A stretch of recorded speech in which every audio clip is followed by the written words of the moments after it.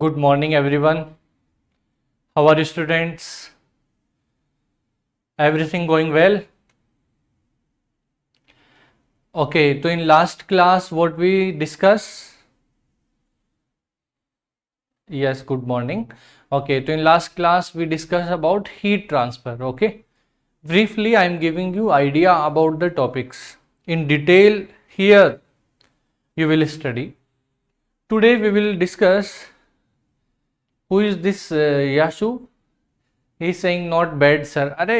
Earlier also I said that you are at home, enjoy this time. Only you have, I think now 10 to 12 days you have. After then your classes will start.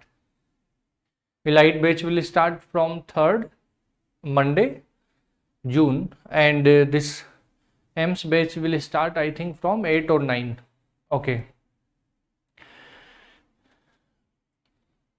Do you have this information? Early till now I have this information. In future it may change. Okay. Okay, friends. So today we will discuss about mirror. Our topic is mirror. Do you have idea about mirror? What mirror do? Do you know about reflection? Reflection of light.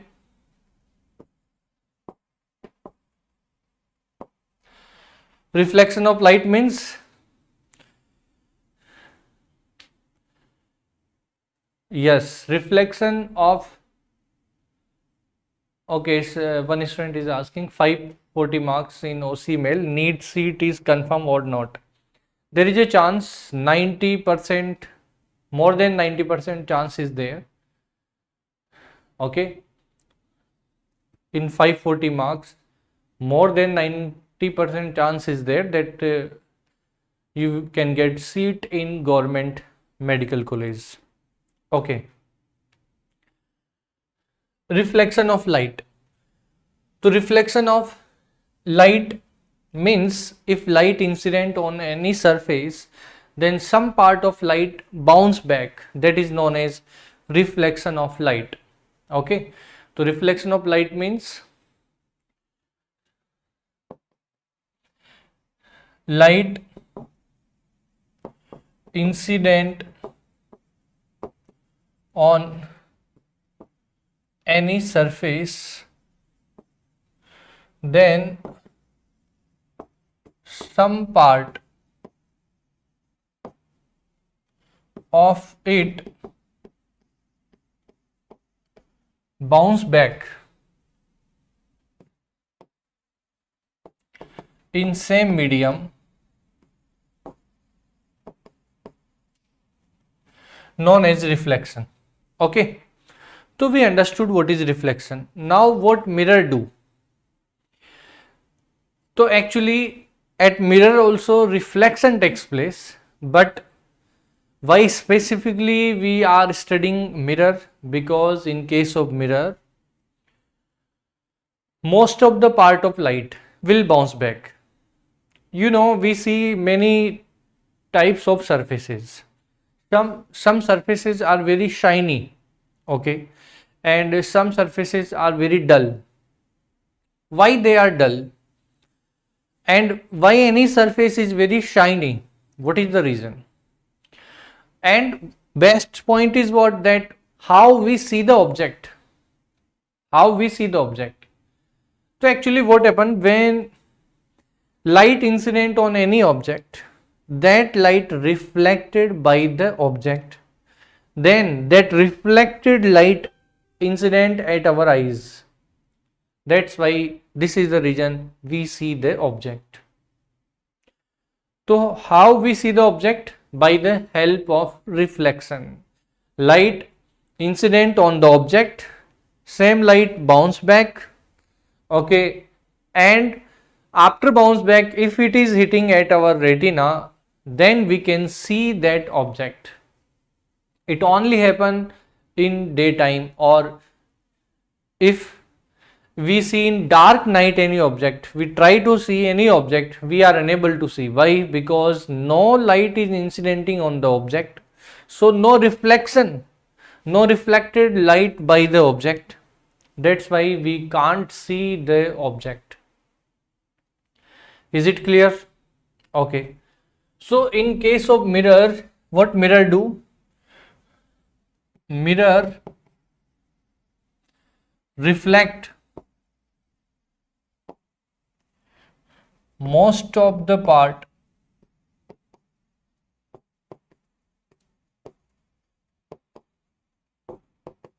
of incident light.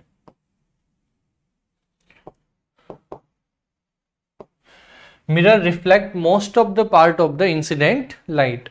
Okay. So mirror, why these mirror are important? Because in case of mirror, reflection intensity is very high. In case of mirror, reflection intensity is very high. Okay. So we discuss about mirror also. Now type of mirror and how reflection takes place. So I think you all know laws of reflection, that incidence angle equal to reflected angle. Do you know about it? This is a plane mirror. Okay. This is incident light. So how we draw ray diagram? This is incident light. Then what we have to do? First we have to draw normal. And what is normal? Normal is a perpendicular line. What is normal? Normal is a perpendicular line. What is normal? Normal is a normal ray perpendicular to the surface. What is normal? Perpendicular to the surface. Okay. Now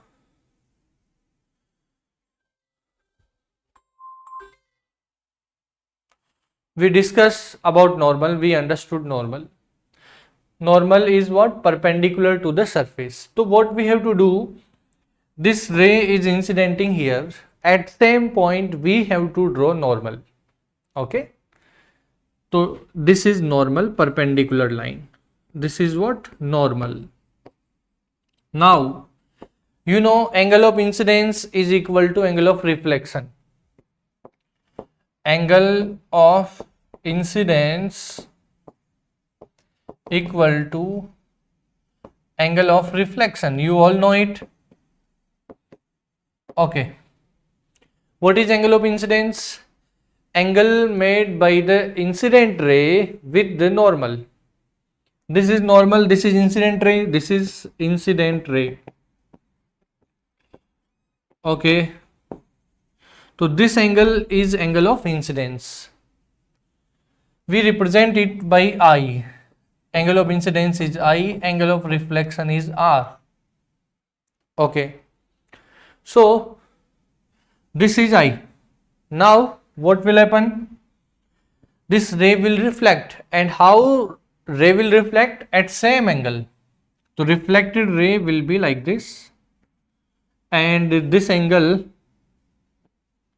is reflection angle, and both are equal, I equal to R. This is reflected ray. Reflected ray. So you know all these points. But what extra we will discuss here, for that you have to remember these points, then only we can discuss about spherical mirror. Plane mirror everyone know, but spherical mirror only few students know about spherical mirror. Okay. Is it clear to all? So two type of mirror are there. Types of mirror.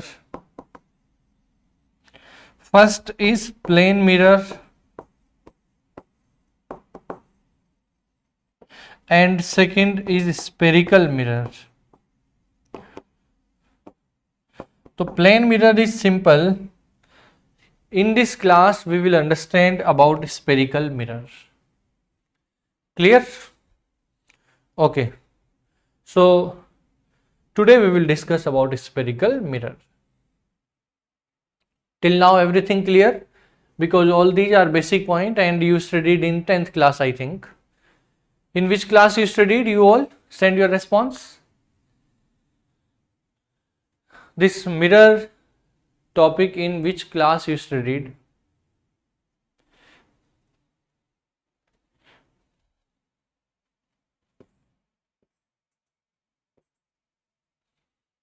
Tenth class. Okay, some are saying at 8th and 10th both, है ना?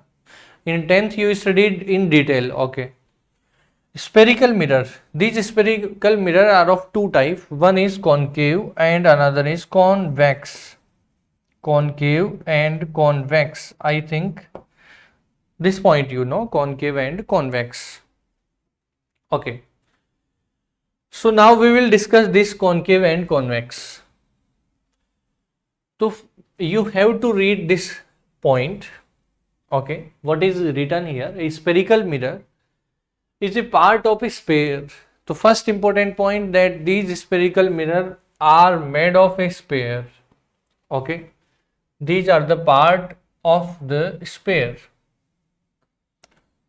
Okay, this is important point. Now if one side of sphere is silvered, one side is silvered, then other side act as a reflecting surface. Then other side act as a reflecting surface. Okay, other side act as a reflecting surface. Now next, when convex face is silvered, you have to remember this point. What? This is the sphere, right? This outer surface, this outer surface is convex. Okay, and this inner surface is concave. Is it clear? Outer surface convex and this inner surface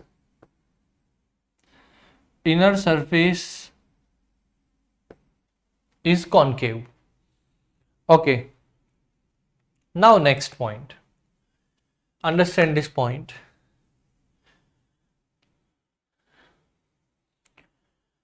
This inner type of mirror are two. Then how we decide type of mirror? So it depend on reflecting surface.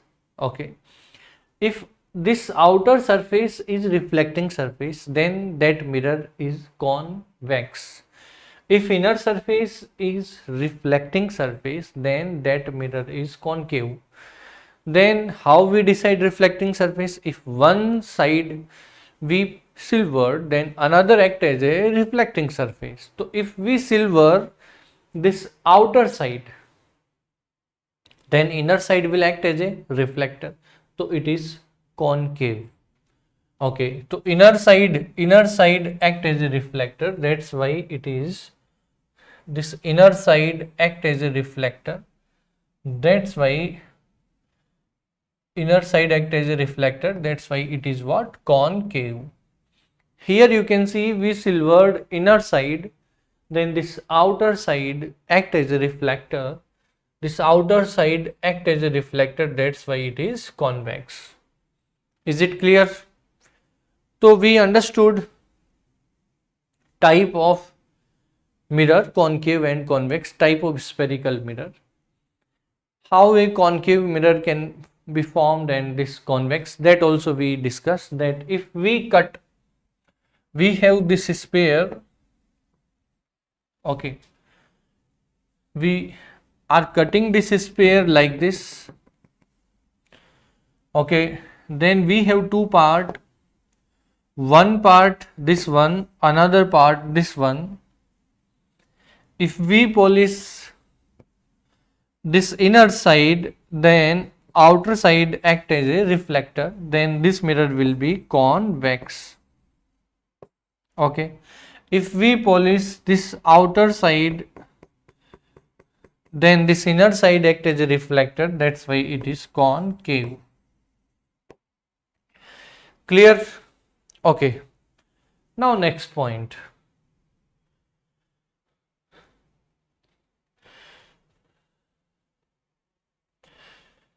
Now understand this point. You know these both mirror are the part of sphere. Now what sphere has? Sphere has center and radius. Agree or not? This is the center of the sphere, right? This is the center of the sphere, right? And sphere has radius also. This is radius of the sphere r. Agree or not? So a sphere has center and radius. So center of curvature and radius of curvature. Curvature means this is this part of the sphere, that's why we call it curvature. So what is the meaning of curvature? A part of the sphere is known as curvature. Okay. A part of the sphere is known as curvature. Okay. So center of the curvature, so whatever center of the spheres, that is the center of curvature, because curvature is the part of sphere. Okay. Now radius of the curvature. So whatever radius of this sphere, same radius for curvature. Okay. Now pole of the mirror. So what is pole of mirror? Pole of the mirror.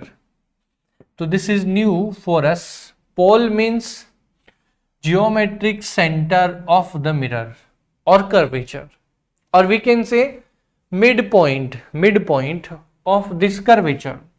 So where is the midpoint of this curvature? So midpoint is here. Where is the midpoint? Almost here, right or not? So this is what? This is pole. Okay. So this midpoint, this point is pole. This point is pole. Okay. Now principal axis. What is principal axis? Principal axis is the line passing through the pole and center of curvature. Okay, to tell me where is the center of this curvature, so you can say, sir, center of this curvature will be this side. Agree or not? Because this curvature is the part of this sphere, right? So its center will be this side. Agree or not? So this is center, and this curvature center also, this curvature is the part of this sphere. So this curvature center also this side. So we can draw a new diagram and we can understand principal axis. So what is principal axis here? You can understand in this diagram. This is what pole and this is what center. So a line which joins center to pole, this line. You can extend this line, So it is what? Principal axis. Okay, we understood principal axis. Now next is normal. Normal, already we discussed, normal means perpendicular. So any line joining the mirror to its center of curvature is a normal. Any line joining the mirror to its center of curvature, you know, normal means perpendicular. So if we join any point of the surface with center, so this line is perpendicular. Agree or not? Any point of the surface to the center, then this line is perpendicular. So this line act like a normal. What is normal? Any line joining the mirror to its center of curvature is normal. So this line act like a normal. Is it clear? Understood? Okay. So these definitions are important. We will use all these definitions. Okay. Now next point. Sign convention. Sign convention means actually here what mirror do? In plain mirror at our home we see our image. Agree or not? So we use mirror to see the image. Agree? Okay. So object is there. That object image is formed by the mirror. Okay. So this mirror, what mirror do? It establishes a relation between object and its image. Agree or not? Okay. So we have to understand here that where object is placed, for that particular object where image will form. Okay. So is there any relation between object distance and image distance? From where we will measure these distance? From the mirror. And in mirror from where? From the pole. So what is pole? Pole is this pole is act like origin. You know, normally in Cartesian system we decide coordinates, x coordinate, y coordinate, and we decide their values also. Okay, suppose here is the object, so you write its coordinate 2, 3. So 2 is this distance, 2 is this distance, okay, and 3 is this distance, right or not? So these 2 and 3 both decided from this point, right or not? We call this point origin. So all distance decided from the origin. In Cartesian system, here in case of mirror, all distance we decide from the pole. Is it clear? Is it clear? So very important point that here all distance are measured from the pole. Okay, I am underlining this point. All distance are measured from the pole of the mirror. Okay, now next point. You know, in Cartesian system, we call it Cartesian system. This side plus, this side minus. This x-axis, this side positive, and this side it is negative. Okay, this side it is negative. Y-axis, this side positive, and this side it is negative. You know it. Okay, so here which side is positive, which side is negative, how we decide? So first point, what? Incident light direction is positive and opposite to incident light negative. Okay, what is the point? That incident light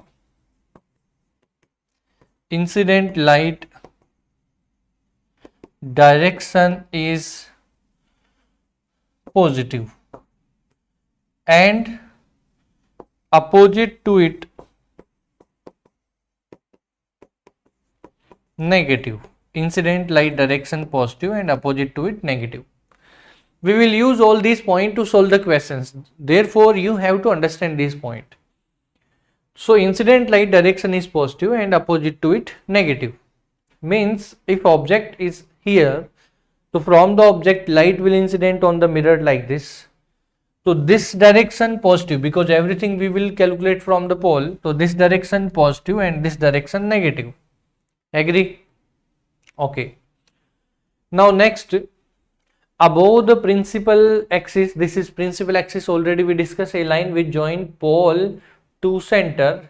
That line is principal axis. So above it positive and below it negative. So upward positive, downward negative. this side negative, this side positive. Is it clear? Okay, to be understood. Now next, here we defined one more point, that is focus.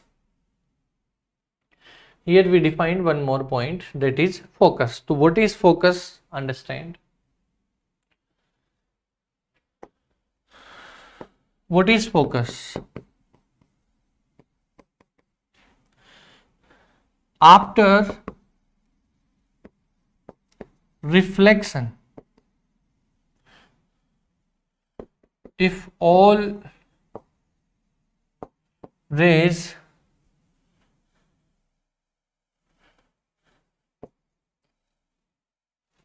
after reflection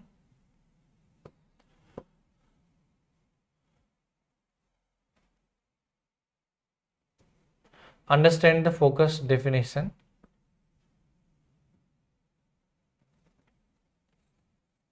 First, I am drawing here ray diagram. By the ray diagram, we will write the definition. It will be very simple. This is which mirror it is? So it is concave mirror, right? This is concave mirror. Now, how to draw ray diagram? Understand. First, assign its pole. So where is the pole? Here is the pole. Okay. Where is the center? This side. Center is this side. Suppose here is the center. Suppose. Okay. Now draw principal axis. To join center to pole, that line is principal axis. So this is principal axis. Okay. This is principal axis. Okay. Now we have to draw here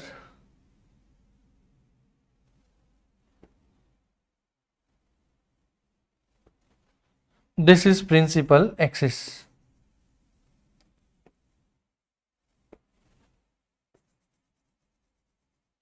Center, this is pole. Okay. Suppose here is the object. First we will incident on this mirror parallel lines like this.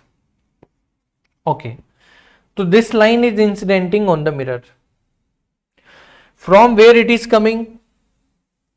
So from where it is coming, if you extend, then you can extend continuously because it is what? It is straight line. Okay. So from where it is started, we don't know, right? Because it is straight line.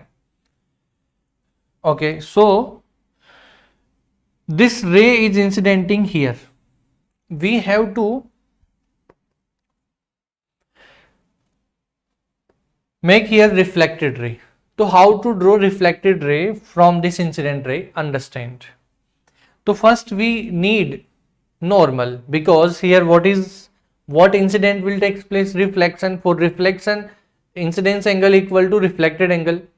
Okay. So we need here normal. Now how normal can be drawn?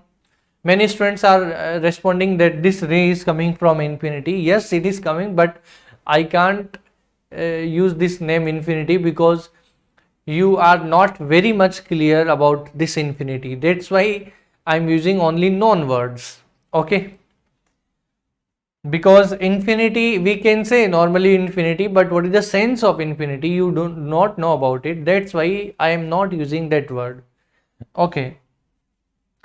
But some students have information about it. Very good. You have knowledge about it. Very good. So now we have to draw normal. How to draw normal? Already we discussed that join the point of this curvature with the center. That will be the normal. Okay. So we are drawing normal here. This is normal. Okay. Now we drawn the normal. So one thing we know, what? That incidence angle, this angle is angle of incidence. incidence angle is equal to reflection angle. Okay, so angle of reflection is, the ray will reflect like this, so that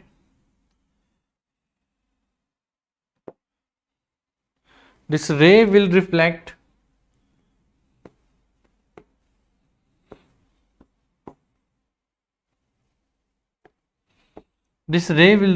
like this. Okay, and here we can say that this angle of incidence and this angle of reflection both are equal. Agree? Okay, so here this is what reflected ray. Now if we use one more incident ray, this side, this is incident ray. Okay, this is incident ray. Okay, this ray also parallel. How it will reflect? So first we have to draw normal here, join this point with the center, this is center. Okay, so this is normal. Now angle of incidence equal to angle of reflection. Okay, so how it will reflect?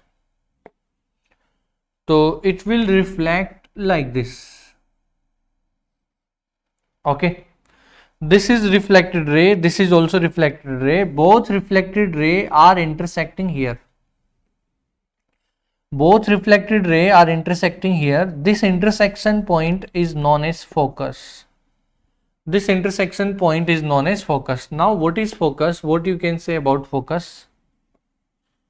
Generally in suppose in dark night you want to see any particular object, you switch on torch, then what do you say? Are focus here. Okay, like that we use word focus here.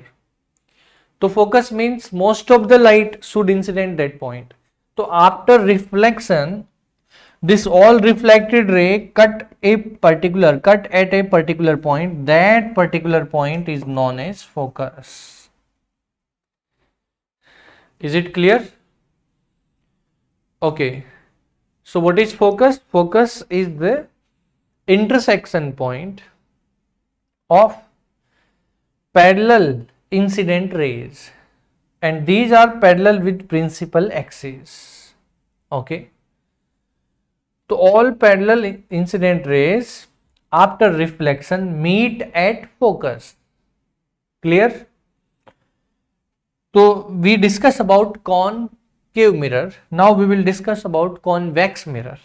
In case of convex mirror is like this. Okay, so here also first to draw principal axis. This is principal axis, this is what center, this is what pole, this is center.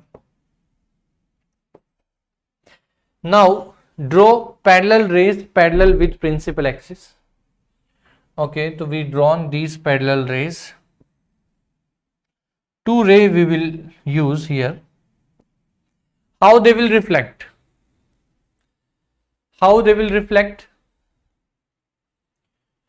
So first we have to draw here normal. This is normal. Here also normal we have to draw. Okay, so join this point.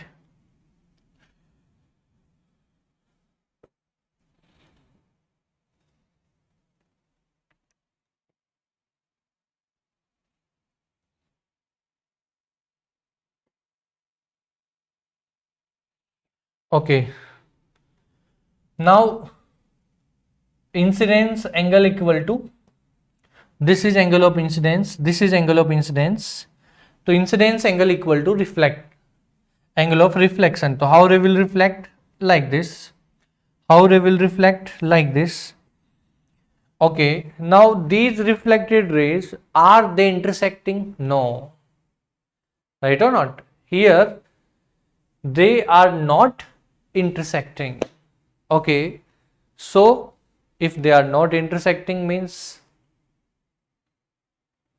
if they are not intersecting, then here normal does not exist. No, normal will exist, but how we will define normal here? Understand. If we extend these rays back, if we extend these rays back like this, so these rays seems to meet here, right or not? These rays seems to meet here, so this point is known as focus. This point is known as focus. Is it clear? Okay. So we discuss about the focus.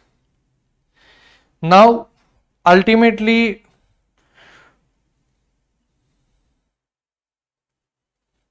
what definition we have to write here about focus?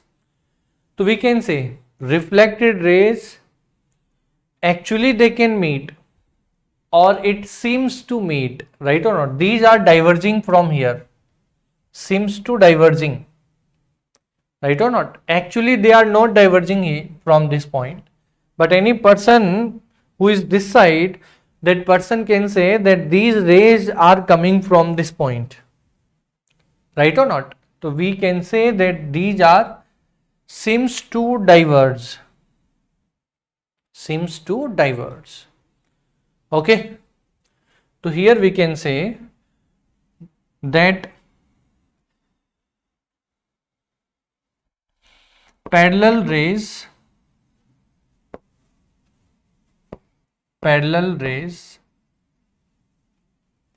after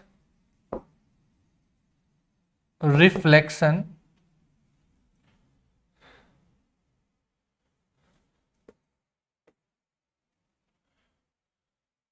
otherwise here actually one more word is there, paraxial rays, we can use that word, paraxial rays. Paraxial rays means rays which are parallel to principal axis.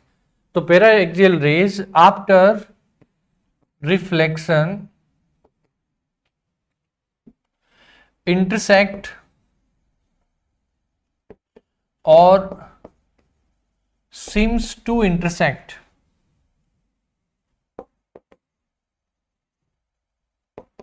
at focus. Okay, and paraxial rays means you can understand the definition of paraxial rays, which are parallel to principal axis, which are parallel to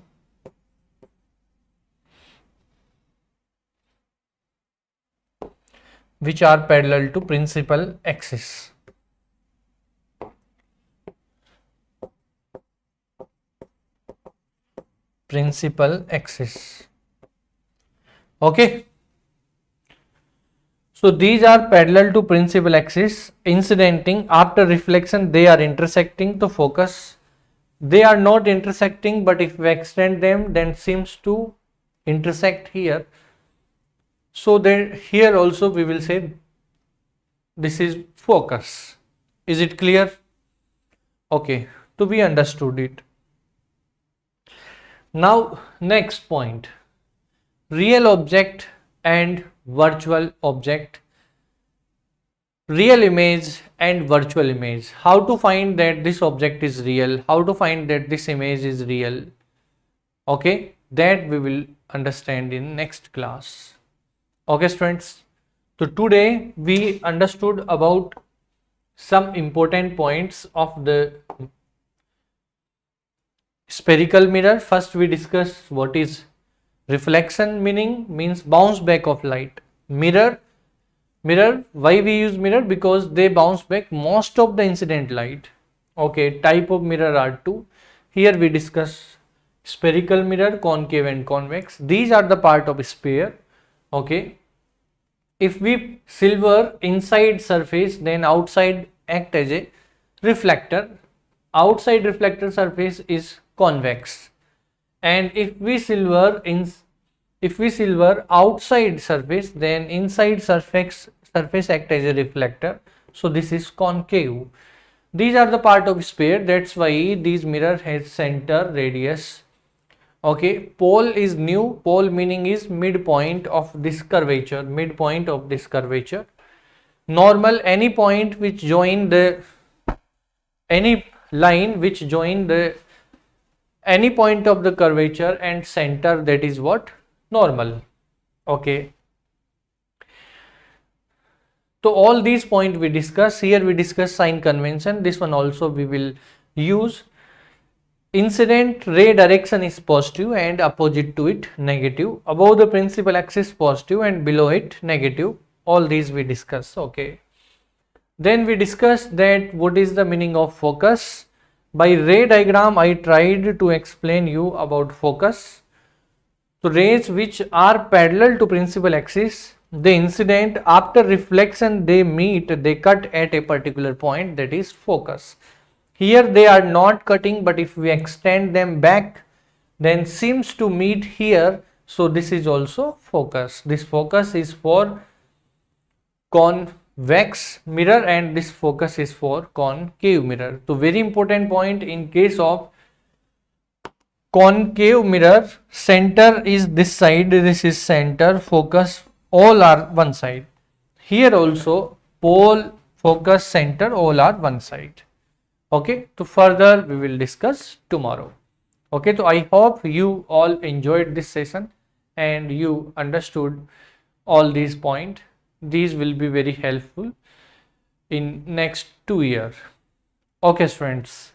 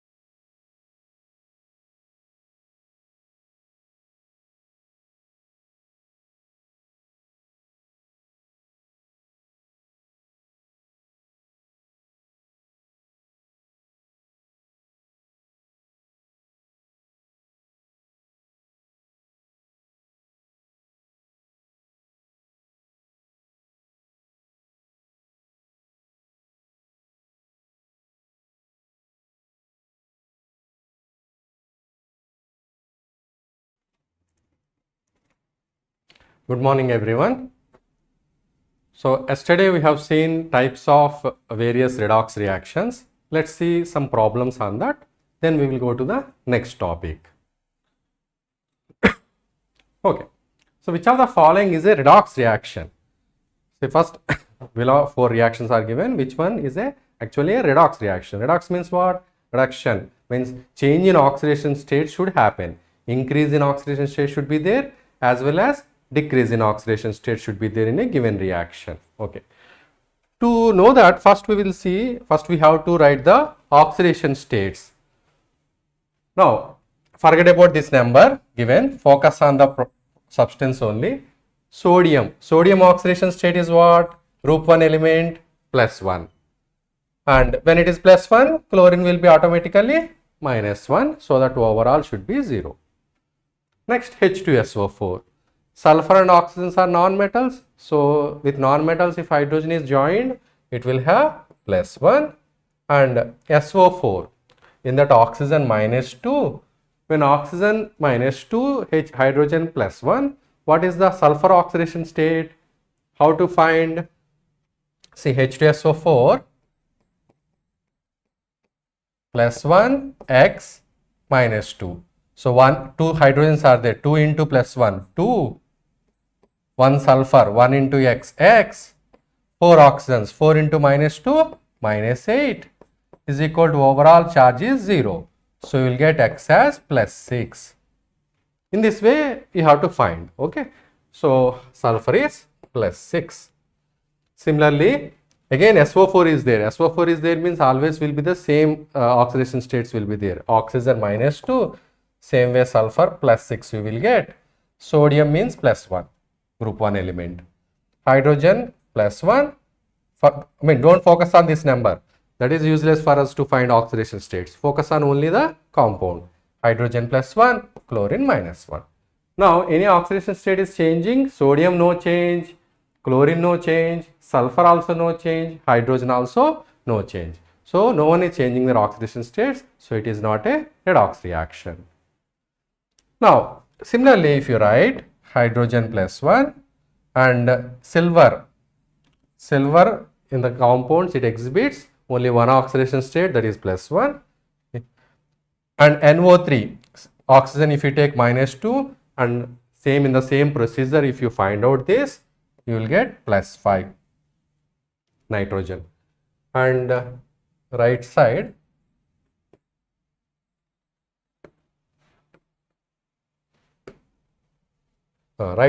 silver always +1 in its compounds, halogen therefore -1, hydrogen +1 when it is combined with non-metals. And since NO3 is again repeated, here +5 -2 also will be there for NO3. Same states will be there. If same radical formula is repeated, like NO3, SO4, carbonate, CO3, like that, if same radical is repeated, oxidation states also will be the same in both.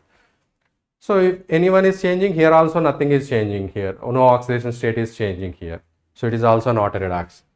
And this is an acid-base reaction. Acid-base reactions are always non-redox. You can directly put. Okay. Even if you find also, you will get the same. So acid-base reactions also sodium +1, oxygen -2, hydrogen +1. So no oxidation state change in the acid-base reactions. Finally, H2Br2 gives HBr. Hydrogen elementary state 0, bromine elementary state. Yesterday I explained what is the difference between element and compound. Now HBr, hydrogen +1 and halogen, that is bromine -1. So here hydrogen is changing oxidation state, bromine is also changing. So this is the redox reaction. Is it understood, everyone? How to find oxidation states and how to decide?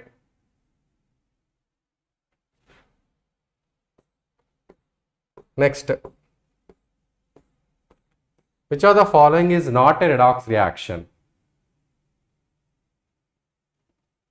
Okay, see, in the same manner like earlier problem, we have to see here hydrogen +1, then sulfur has to be -2, because 2 into +1 if you take as x, 2 into plus 1 plus x should be equal to charge. When you do that, you will get sulfur minus 2. Oxygen minus 2, sulfur plus 4 you will get. Hydrogen plus 1, oxygen minus 2. Elementary state means is not combined with any other element means 0. Now here oxygen states are changing. Sulfur is changing as well as sulfur is undergoing change. Only sulfur is undergoing change. Minus 2 plus 4 sulfur is going to 0. So there is a change in oxygen state means redox. Now if you look at the second one, barium plus 2, oxygen minus 2, elementary oxygen means 0. Barium plus 2, oxygen minus 2. Now here oxygen is undergoing the change in oxidation state. Oxygen 0 state, it is changing there. So therefore, so here actually it is a barium plus 2 means oxygen you will get minus 1 here. So anyway, oxygen is changing oxidation state here. So this is also a redox reaction. Here are 2 oxygens, minus 2, 0. They are changing into minus 1 state. Some oxygens are increasing their oxidation number. Some oxygens are decreasing their oxidation number. So redox reaction only. Next, again barium plus 2, oxygen minus 1, hydrogen plus 1, sulfur. We have calculated in the previous page. Sulfur plus 6, oxygen minus 2. H2O2. Yesterday I mentioned H2O2 is called hydrogen peroxide. So oxygen minus 1 there. It is also, so if you see barium plus 2, sulfur plus 6, same only, hydrogen plus 1 and oxygen minus 1. So here there is nothing, you will see no change in any oxidation states here of any element. So therefore this is a non-redox reaction.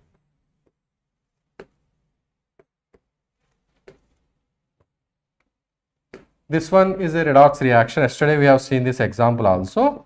Potassium and oxygen minus 2, potassium plus 1 if you take, and by taking chlorine as X, you can find the oxidation state of chlorine by taking the sum of all oxidation states as charge, that is 0.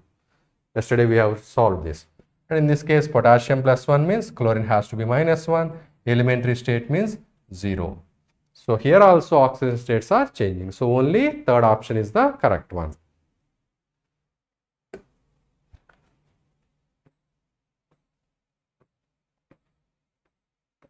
Okay.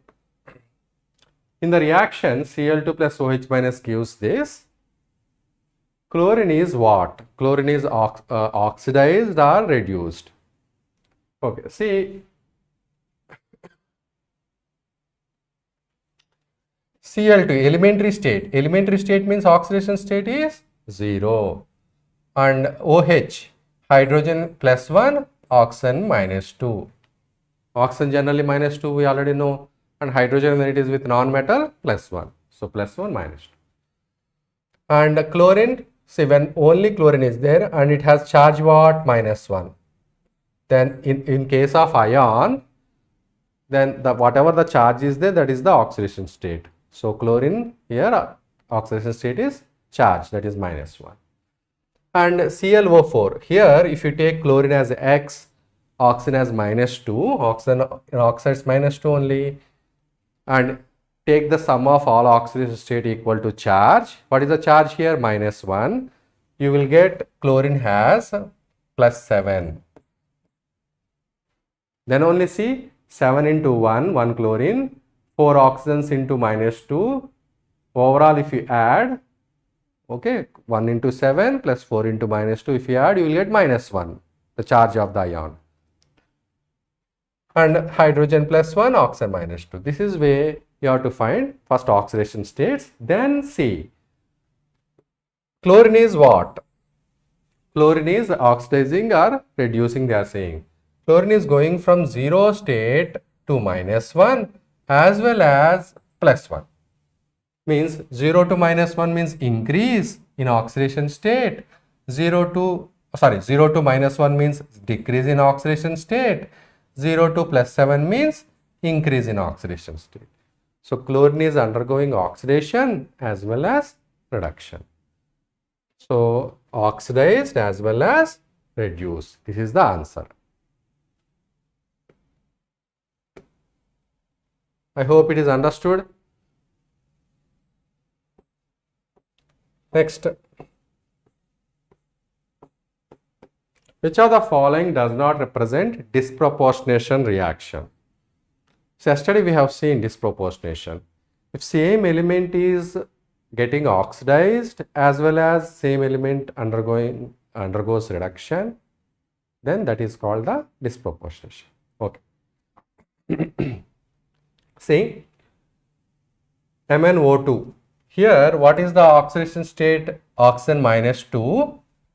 If oxygen -2, what will be the oxidation state of manganese? If you take it as X into 1 manganese, 2 oxygens, each one -2, 2 into -2. So what is the summation if you add overall? See, MnO2, I am showing 2-3 compounds, and after that I will directly put the values. See, MnO2, so 1 into X, because 1 manganese, 2 oxygens, each one -2. Sum of all oxidation states of all elements in species is equal to the charge. Charge is what? Nothing. It is not an ion. So 0. So by doing that you will get X as +4. Okay. Similarly, you can find here all simple things only. You can find others also. I am directly writing here first. So X is what? X value is, we got +4 manganese. Hydrogen. Look at the only compound. Hydrogen +1, then chlorine has to be -1. Manganese. See, chlorine -1. Generally, manganese therefore will be +2. Halogen's general oxidation state is -1. Chlorine, fluorine, bromine, etc. So -1 you take, then manganese will be +2. Then only if you add all the atoms oxidation state, you will get the charge, which is 0. Elementary state means 0. Now, is it a disproportionation? Manganese is going from +4 to +2. Fine. But chlorine is getting oxidized. So, same element should undergo oxidation and reduction. So, manganese is undergoing reduction, chlorine is undergoing oxidation. So, this is not a disproportionation. Look at the second one. Say, hydrogen is given. Hydrogen, this is hydrogen peroxide. I told you to remember. H2O is water, H2O2 is hydrogen peroxide. Peroxides means oxygen oxidation state will be -1. Even if you take hydrogen +1 and oxygen X, and if you find that X value, you will get -1 only. And in normal H2O formula, hydrogen +1, oxygen -2. Elementary oxygen means 0. Now see, oxygen is only undergoing oxidation and same oxygen is only undergoing reduction. See, oxygen is going from -1 to -2 means reduction. Oxygen is going from -1 to 0, oxidation. Same element is going both ways. Therefore, second one is the disproportionation reaction. But they are saying which of the following example does not represent disproportionation. Already we got first reaction is not a disproportionation reaction. So according to the given question, does not represent. Therefore, answer will be first one. Second one is a disproportionation. First one is not disproportionation. This also you have to be careful in exams. When question is asked, sometimes they will ask which of the following is not correct. So by the time when we read options, we will forget that question what is given. We will check for the right statements only, and once we confirm that okay, this is right statement, B option is right, when we confirm that, then we immediately put that without reading the question again. So this comes through experience. So remember, when you read a question, if incorrect is given, immediately you box it, or if does not is given, you circle it first, so that you don't make any mistake while selecting the right option. In KClO3 also you can see chlorine goes from +5 state to +7 state and -1. I am writing directly, you can find out afterwards and check. And chlorine is going from 0 state to -1 state and +5 state. Same element is undergoing oxidation. So second, third, fourth are disproportionation, first is not. Okay, I'll stop here and I will take up the next concept, balancing the redox reactions.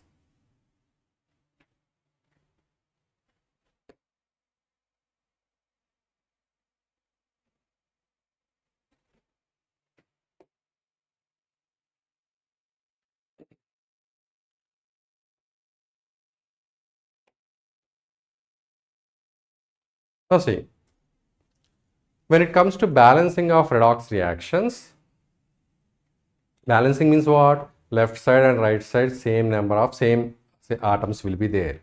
If suppose sulfur is 2 atoms on the left side, right side also it should be 2. If oxygen is 4, here also 4. Like that, atoms should be balanced on both sides. Not only that, redox means electrons transfer takes place. Something lose electrons, something gain electrons. These electrons also must be balanced. Then only it should be called as a balanced redox reaction.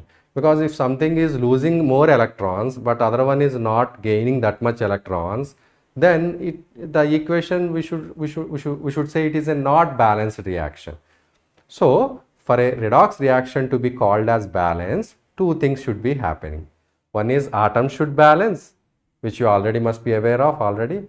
Second one is electrons also must balance. Okay.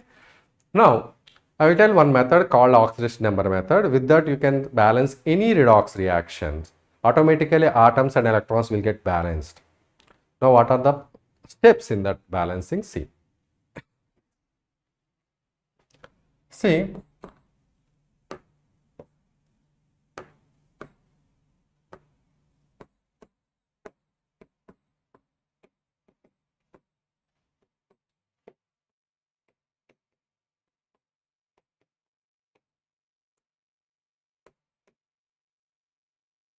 First I will take one example and I will show you, explain with that example, all the steps.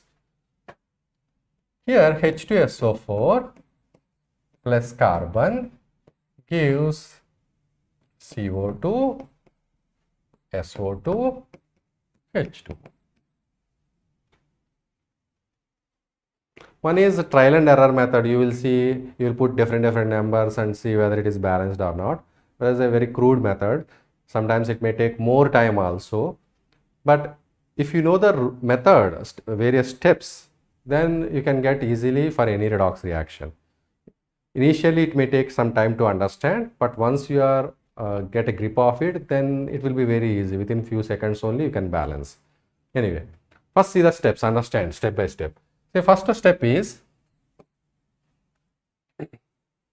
balance. First find the oxidation states. Oxidation states you need to find and focus only on those elements which are changing their oxidation numbers. From reactants to products, when they are forming, change is happening. Only focus on those elements only. Okay. Now if you write oxidation states here, hydrogen +1, oxygen -2. If you find sulfur, you will get +6. Carbon elementary state, not combined with any other element, is called elementary state, 0. Oxygen -2. What will be the carbon? Carbon has to be +4. Then only overall summation will be 0 oxidation charge. Now oxygen -2, sulfur +4, hydrogen +1. Writing oxidation number is very crucial. For that a practice is required. Now once you write, then which elements I have to focus? Which is changing their oxidation numbers, you see? Which is changing their oxidation numbers? Sulfur. See, sulfur is going from +6 to +4. And what is the other element? Carbon. These two elements only are changing their oxidation states. Now, whichever element is changing their oxidation states, balance the atoms undergoing oxidation, change in oxidation state.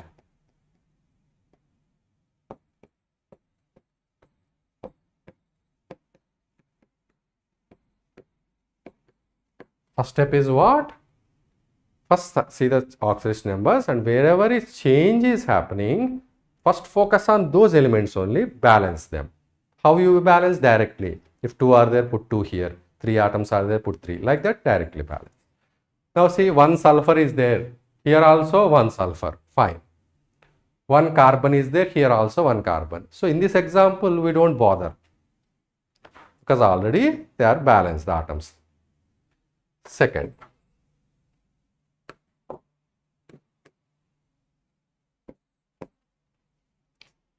now second step is take the total change in oxidation state.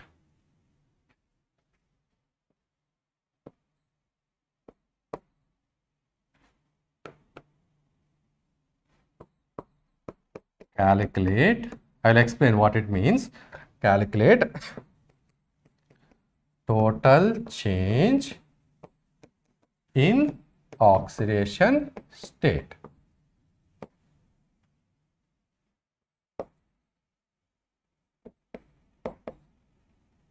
For the elements undergoing change. Whichever is elements undergoing change in oxidation state, find the total change value and then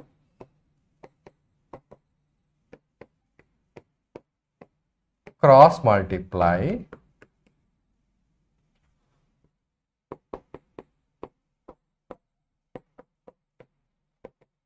with respective substances. What does it mean? See,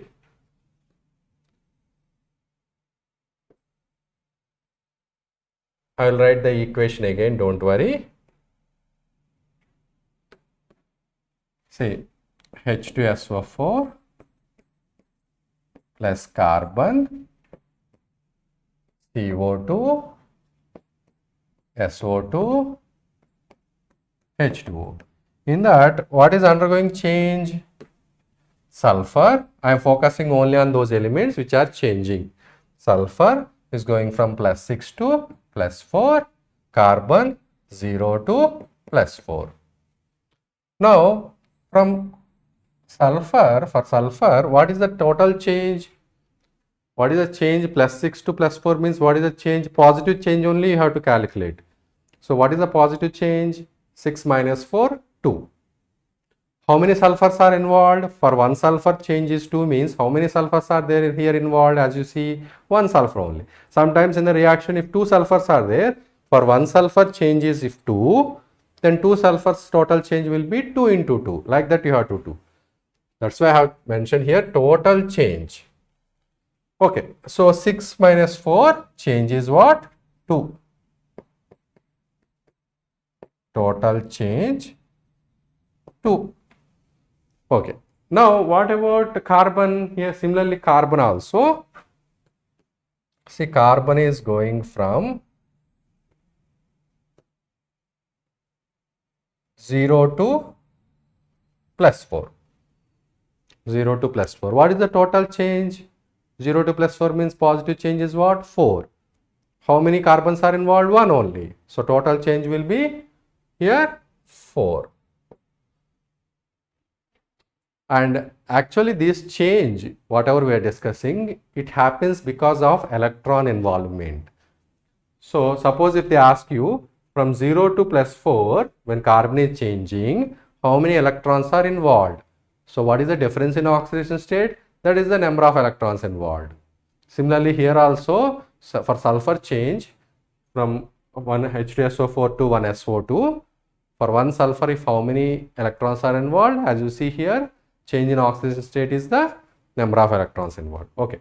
Now, After getting this, take the ratio, cross multiply the ratio.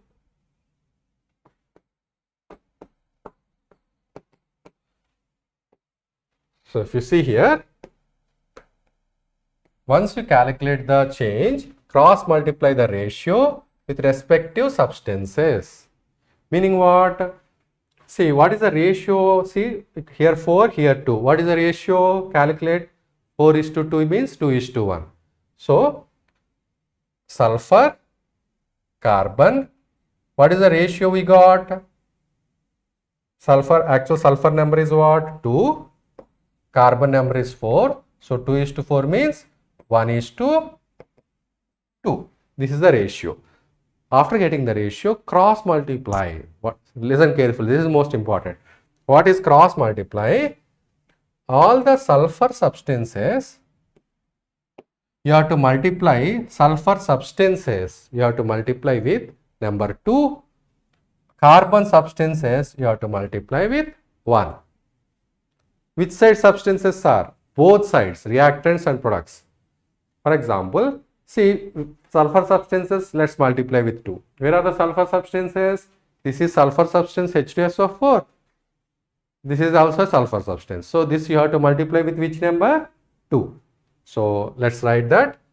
Once again, I am writing here H2SO4 plus carbon, CO2, SO2, H2O. I am not writing oxidation states now. I am just focusing on cross multiplication. What is the cross multiplying? Sulfur number you have to multiply with sulfur compound, you have to multiply with number 2. Here also sulfur compound 2. Okay. Now carbon. Carbon compounds you have to multiply with 1. If you multiply with 1, it does not change anything. So same thing only will be. Already if nothing is mentioned means, 1 is there already. 1 into 1 means 1 only. You don't get any change. So you need not do anything there. Now, this is the second step, which is the most important step. What is that? Take the total change and then cross multiply. Okay. Then, so in this process, what we are doing actually when we are cross multiplying, what is happening in the behind? We are actually equalizing the electrons, because change in oxidation state it causes because of electrons only, and when we cross multiply, these electron transfer getting equal.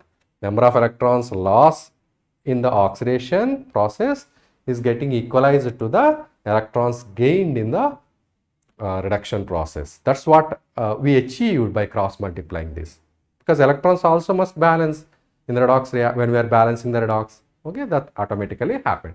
Okay, that's it. With this, now after this step, third step is very simple. That is, just balance any other atoms are there in the equation, balance them directly. No method with that. So, what are the other atoms? Sulfur, carbon already we have taken care. What are the other atoms present in the equation? Oxygen, hydrogen. Balance them. And among them, you take either a hydrogen or oxygen, automatically other one will get balanced. You need not bother about any one you take. Now, let's take hydrogens. How many hydrogens are there? So, first let me write that equation. Last step is what? Third one, balance other elements. That's it. Other elements here, hydrogen, oxygen. Let's balance them. So, I'm writing actually again 2 H2SO4 plus carbon, CO2, SO2 and H2O. Now, balancing the hydrogens. See how many hydrogens are there left side? 4. Right side, where is the hydrogen? Here. So, we want 4. So, just put the number 4 here.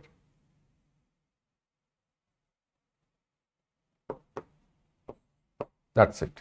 Sorry, we want 4 hydrogens, put 2 here. So, 2 into 2, 4 hydrogens. Here also 4 hydrogens. Automatically oxygens get balanced. We can check. See how many oxygens are there left side? 2 into 4, 8. So, right side also must be 8. See here 2 oxygens. Here 4 oxygens, here 2 oxygens, 8 oxygens. So first write the oxidation state. First write the oxidation states. See which are undergoing change. Okay. Find the total change. Take the ratio and cross multiply. After that, if remaining atoms, hydrogen or oxygen, whatever remaining are there, balance them. This is the balancing steps. With one small example, I will finish, and tomorrow we will see more.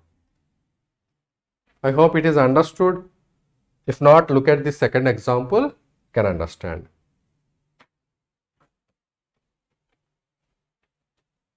Now see, FeCl3 plus SnCl2 gives FeCl2 plus SnCl3, SnCl4. Now, in this reaction, we have to balance. First, find the oxidation states. Normally, halogens means fluorine, chlorine, bromine, iodine. When they are connected with the metals, so in those salts, their general oxidation state is -1. For which one? Halogens, fluorine, chlorine, bromine, iodine. When they are connected with the metals, that is when they are in the form of salts, by combining with metals, they have which oxidation state generally? -1. When they are combined with non-metals, they may change, but with metals, when they are combining, halogens have -1 general state. So chlorine -1, here also chlorine -1, chlorine -1, chlorine -1 I am putting, because iron and tin are the metals, so chlorine I am putting -1.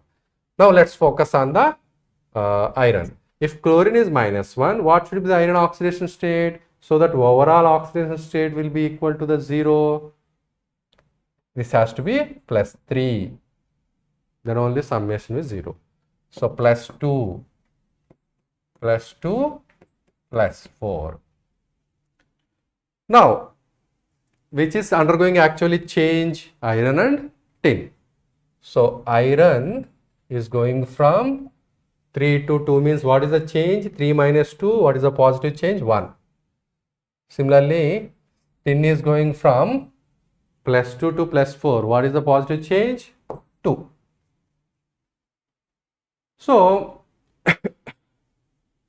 we found the total change. What is the ratio? Already ratio is 1:2 only.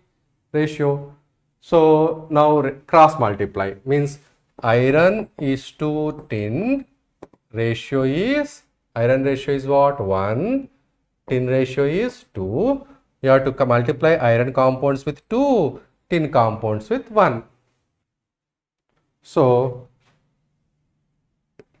first let me write again FeCl3, SnCl2, FeCl2, SnCl2. Now multiply the iron compounds with number 2, tin compounds with number 1. 1 means nothing you have to do, leave it like that only. So now,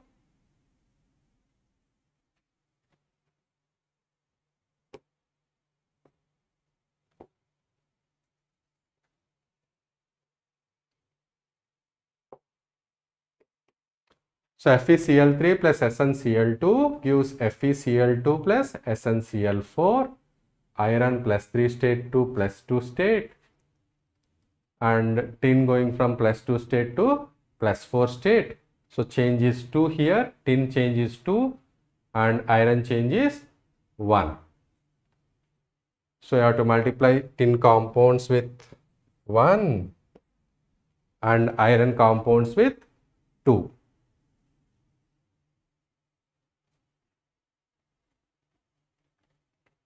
Sorry, here I write SnCl4. Here I have written SnCl2. This is SnCl4. This is the compound here. That's it. Now, is there any other atoms besides these atoms? Iron, tin is taken care. What are the other atoms? Chlorine. There is nothing else is present. See whether chlorine is balanced or not. 2 into 3, 6 plus 2 chlorines. 8 chlorines are there here left side. 2 into 2, 4 chlorines. 4, 8. Already chlorines are also balanced here. Because already when we fix the numbers here, 2, 1, 2, 1, these 4 compounds numbers are already fixed by this step. So therefore automatically everything in that will get balanced. If any other elements like hydrogen, oxygen is there, we should take care of them, but here is not necessary. So this is how balancing redox reaction works. I hope it is understood. Write in chat whether it is understood or not. Tomorrow we will see few more examples balancing. Okay, good. And again go through only 3 steps I taught. First step is finding the oxidation state and see whichever is changing. Second is the most important. Okay, second step what I said, find the total change and take the ratio of the change and cross multiply with the products. That's it. This is the most important step. Okay. First step and third step is simple steps. Okay. Go through it up to here. Tomorrow we will see few examples, few problems on this. Okay. Thank you.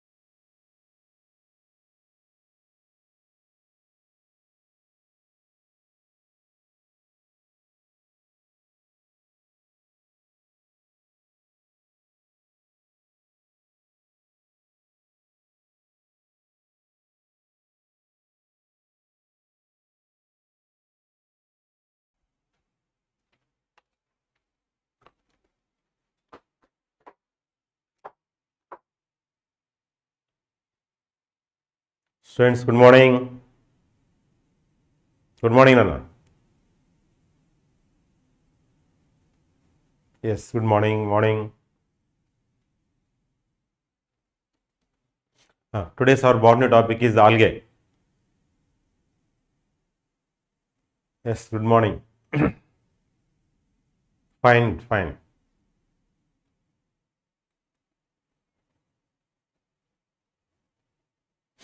Today our botany topic is the algae. Algae is the primitive plants in the plant kingdom. Very simplest plants. In course of evolution, the first formed plants in the plant kingdom, algae.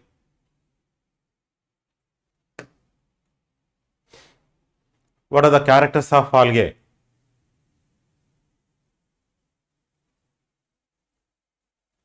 These are algal members. All the members of the algae is chlorophyll bearing. That's why these are autotrophic photosynthetic. These are independents or dependents? All algal members are independents. Statement true. How can you give the reason for chlorophyllous nature of algae? Due to the presence of photosynthetical cell organelles like chloroplast. Inside of such chloroplast, chlorophyll pigments are present. Such chlorophyll pigments are able to harvest light energy to convert that is into chemical energy. Yes. Second one, structurally very simpler. All algal members are structurally very simple. How can you say algae are simpler in structure? The body of the algae, plant body of the algae, not differentiable into root, stem, leaf, flowers. All these organs are absent. Root absent, stem absent, leaf, flower, seed, fruit, everything absent. But what is there? Just a green coloration, a mass or filament like cells are there. Green colored mass, filament like structure. That is the thallus. Thalloid body. Algal body is also called as the thalloids. Thallus. Can you give definition for thallus in examination point of view? What is thallus? Thallus is a plant body not differentiable into root, stem, leaf like structures. The plant body which cannot be differentiable into root like, stem like, leaf like structures. That is the thallus. Presence of thallus is one of the major characteristic feature of algae. Observe here, root, leaf, just green colored, a large slimy mass found on surface of water, inside of water, and wet localities, fully moisture localities, also covered with a green colored mass. Yes, Gayatri, right, undifferentiated plant body. Okay, good. Next, point number 3. Third point. Plant body thalloid. Number 4. Autotrophic. Chlorophyll. Presence of chlorophyll leads to photosynthetical, nothing but autotrophic in nature. Autotrophic is the kind of nutrition algae assertion. Reason? Because these are chlorophyllous. Chlorophyllous structures leads to the autotrophic nutrition or photosynthetical nutrition. Next, habitat of the algae is aquatic. Mostly 99% of the algal members are grown in water. That is the meaning for aquatic habitats. Very few are terrestrial. Almost all, not only 99.99% of the algal members are aquatic.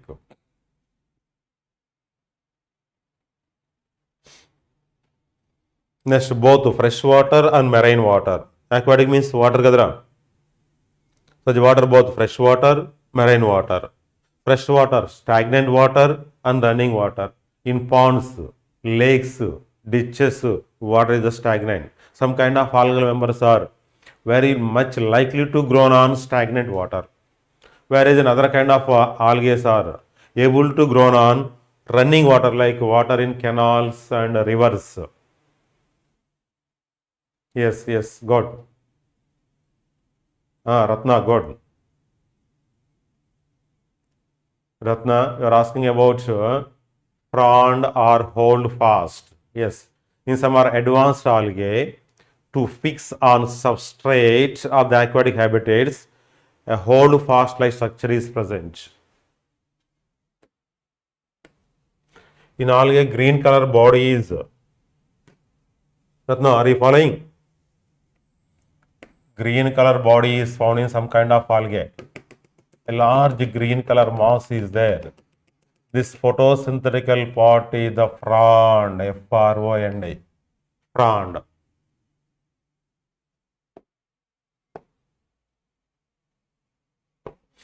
At bottom, for the purpose of the fixation on substrate, one structure it is called hold fast.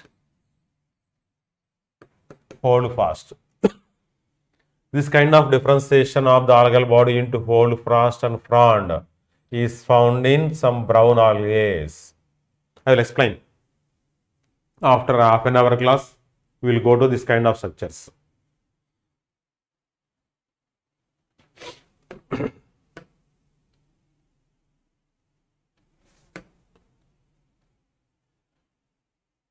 They occurs in variety of other habitats. Mostly water, but some are in moisture stones, moisture wood and soil. It is the moisture stone. Moisture wood, this kind of wood or tree trunk, surface tree trunk commonly found in deep forest or in evergreen forest. Surface of the plant tree is fully moistured. It is a completely purely aquatic habitat. Water surface completely studded with many algal members. The different types of habitats of the algae. Some of the algae also associated with fungi, symbiotic associated with fungi. Such associations are called lichens. Lichen is not a singular organism. Lichen is not a single organism. It is a combination of two organisms. In that one part is the fungal part is there. Fungal part, another one is the algal part. In a lichen organism, two parts are there, algal part and fungal part. Algae provide food for the fungi. In turn, fungi provide both shelter and water minerals from soil. Fungi is the most efficient to absorb minerals and water from soil. In there, some amount of water supplied to the algae. This kind of mutual beneficial association between these two organisms is a symbiosis. Symbiosis. Once give the definition for symbiosis. A mutual beneficial association is found between algae and fungi. Now, mycorrhiza is different. Sanjana, Guntur. Mycorrhiza is entirely different. Mycorrhiza, myco, fungi, rhiza, root system of higher plants. It is also a symbiotic association is found between fungal members to the roots of higher plants in the mycorrhizal association. So both mycorrhiza and lichens are example for symbiotes or symbiotic association. Yes. Algal partner, fungal partner, both are there, two parts are there, lichen. And some kind of animals also provide shelter for algae. What kind of animal? Sloth bear animal. Because the surface of the sloth bear organism fully moistured. That moistured surface of the skin or spur is a favoring place for growth of some algae.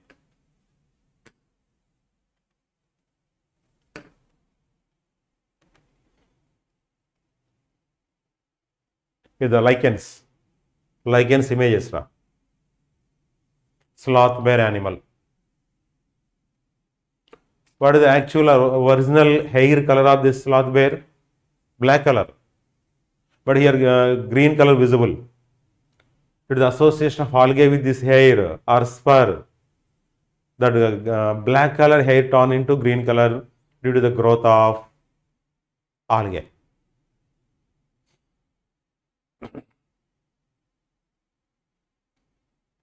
No, yes.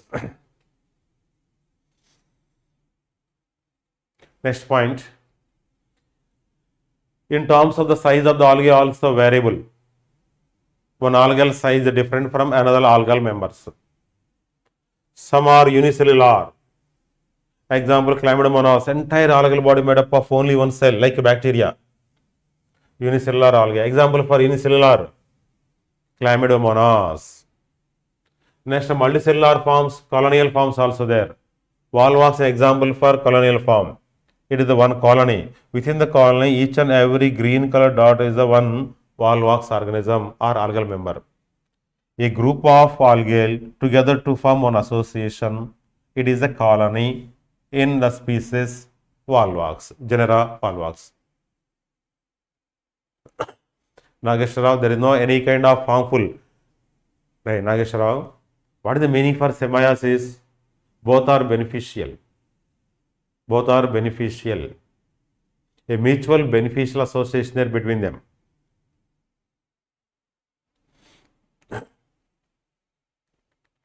Okay, now clear?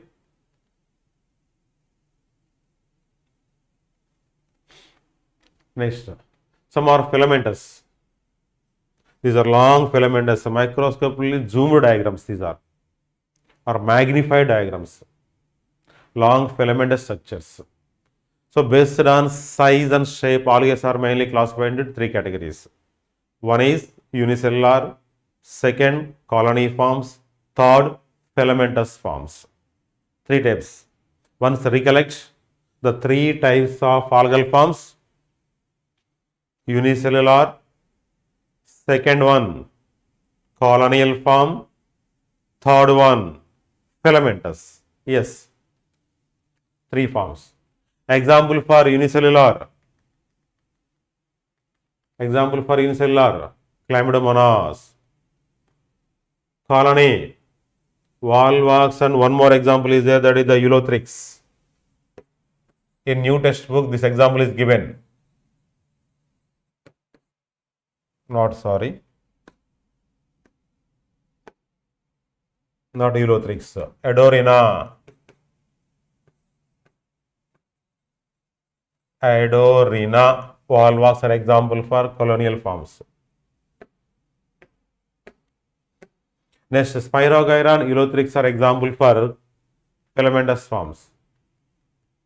Ulothrix, this filament, it is a Spirogyra filament.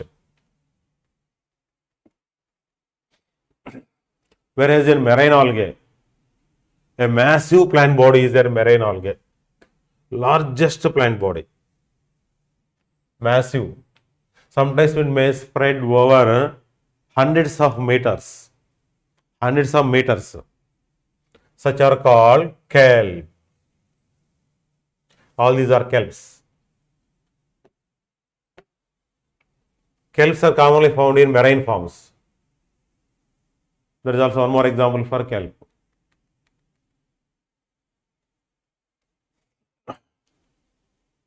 Next point, cell wall structure of algae. Cell wall structure of algae.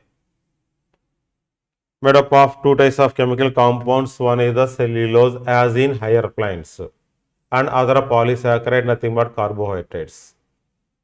Example for this kind of carbohydrates, pectin. In majority of the algae, cell wall is made up of two layers. Two layers. Inner layer, innermost layer, and outermost layer, both are there. Innermost layer is always made up of cellulose only. But outer layer made up of either pectin or other substances different from algae to algae or group to group. But inner layer is the commonly made up of cellulose only.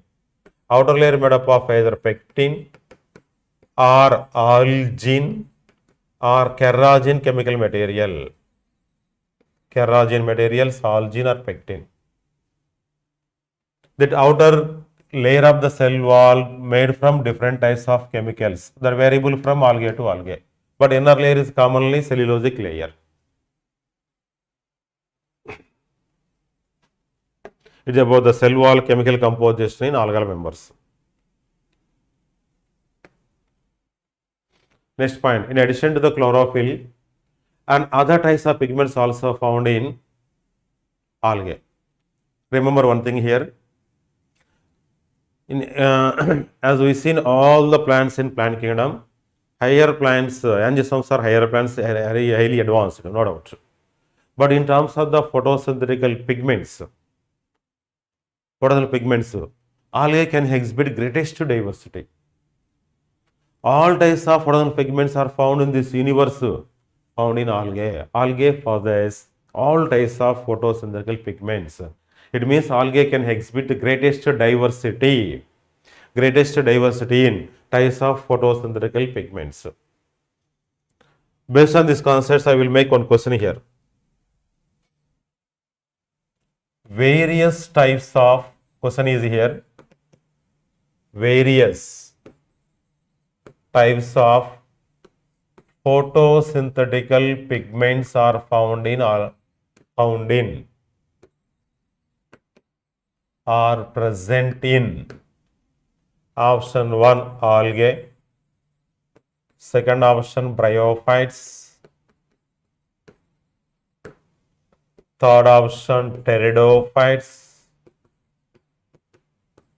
fourth option higher plants like angiosperms. Try to give correct answer. Various types of, majority of the photosynthetic pigments are found in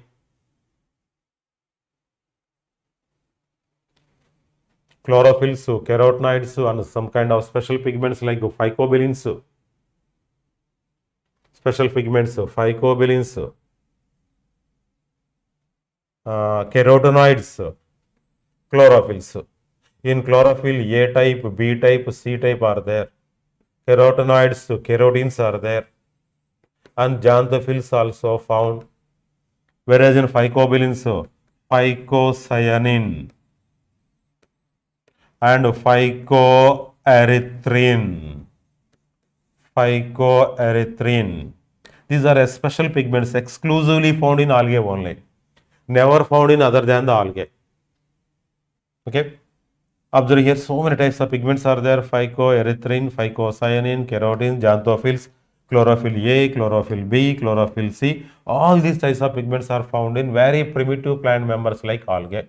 So the right answer for this question is algae.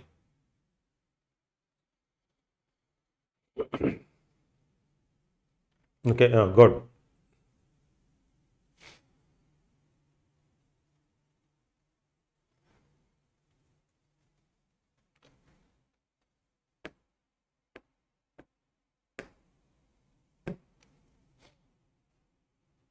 What is the reserve food made in algae? Starch. Here 3 points completed. Try to remember or revise these points. One is the nature of cell wall material. Second one is the nature of reserve food material. Third one is types of photosynthetic pigments.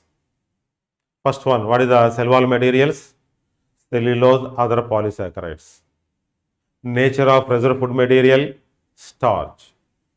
Types of pigments found in algae.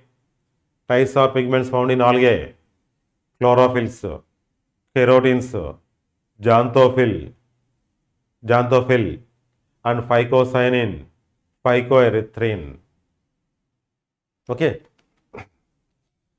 Next, coming to reproduction, modes of reproduction, methods of reproduction found in algae. All types are possible: vegetative reproduction, asexual reproduction, sexual reproduction. Actually, vegetative is not a different method. Both are almost all similar, vegetative, asexual. All types of methods of reproduction possible in algae. Vegetative, it is carried out by the fragmentation. That is commonly found in filamentous algae. Fragments, long chainless structures are there. Due to some kind of mechanical forces in water, like waves and swimming of other animals, such filaments break down into small pieces or fragments. Each and every fragment is able to grow as one independent one.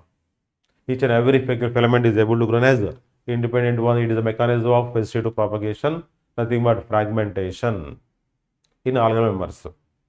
It is the Spirogyra filament. Due to some kind of mechanical forces, the filament break down into fragments. Each and every piece is able to grow as one independent organism. Next one, asexual reproduction. It is carried out by producing spores. It is carried out by producing spores. Such spores are two types: motile and non-motile. For example, if any kind of spore has a flagella or cilia for the movement or locomotion, such spores are called zoospores. A spore with locomotory organs are called zoospores. Or motile like animal. Zoo means animal, like motile nature is there. That's why such spores are called zoospores. Observe here clearly in the spores, flagellas are there, but number of flagellas are made different from algae to algae. These zoospores are flagellated and motile. When such are found on suitable substrate, such spore germinate to form new plantlets. It is the mechanism of asexual reproduction. Next, sexual reproduction, carried out by producing gametes. Gametes. Once again concentrate here. Fragments, spores, gametes. Gametes. Fragments are meant for vegetative propagation. Spores are meant for asexual reproduction. Gametes are meant for sexual reproduction. We can use such concepts to construct a matching type of question. Okay. Fragments for the sake of vegetative propagation. Spores are for the sake of asexual reproduction. Gametes are meant for sexual reproduction. But in algae especially, three types of gametic fusions are possible within the sexual reproduction. Three types of gametic fusions. If both the gametes are similar structurally, functionally, that is the meaning for isogamy. Both the gametes are dissimilar in structurally. One gamete is the smaller, another gamete is the larger. One is the motile, another one is the not motile. That is called anisogamy. What is the full form? What is the meaning for gamy? Gamy means gametic fusion. Iso means similar.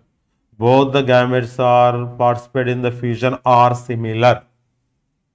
Aniso, unequal. Aniso, unequal. Iso, equal. If both the gametes are unequal in size and structure, that is the meaning for anisogamy or heterogamy. Ugamy is there. This story is entirely different. Here also both the gametes are dissimilar in size. One female gamete, egg is large in size, but male gamete, sperm is the small in size. Both are structurally dissimilar. But another important thing, egg is always stationary. Sperms either motile or non-motile with the presence of flagella. This kind of gametic fusion is called as the ugamy. In these two gametes, one is the motile, another one is the motile, non-motile, or egg is the stationary, but structurally both are differ. This kind of gametic fusion is called as ugamy. In algae only, in entire living world, algae only can exhibit three types of gametic fusions in the sexual reproduction. Isogamous type of sexual reproduction, anisogamous type of sexual reproduction, oogamous type of sexual reproduction found in algal members only, not in bryophyta, not in pteridophyta, gymno. What about the modes of gametic fusion in bryo, ptero, gymno, ugamy? Ugamy not only found in algae, also found in all other plant groups like bryophytes, pteridophytes, and gymnoangiosomes also. Note on this point. What is the commonest method of gametic fusion found in majority of the plant groups in the plant kingdom? Ugamy. Isogamy, anisogamy occurs in algae only, apart from ugamy. So, 3 types of gametic fusions are possible to present in algae. Whereas in higher plants, only ugamy is there. Whereas in higher plants, only ugamy. I will explain once again. What are the 3 methods of reproduction in algae? Once list out 3 methods of reproduction in algae: vegetative, asexual, sexual. Within the sexual reproduction, 3 methods of gametic fusions are there: isogamy, anisogamy, ugamy. Isogamy, anisogamy, ugamy are the 3 methods of sexual reproduction. So, methods of reproduction are 3. One is the vegetative, second asexual, third one is the sexual. Within the sexual reproduction, 3 methods of gametic fusions are there. Okay, such are iso, aniso, ugamy. Near, good.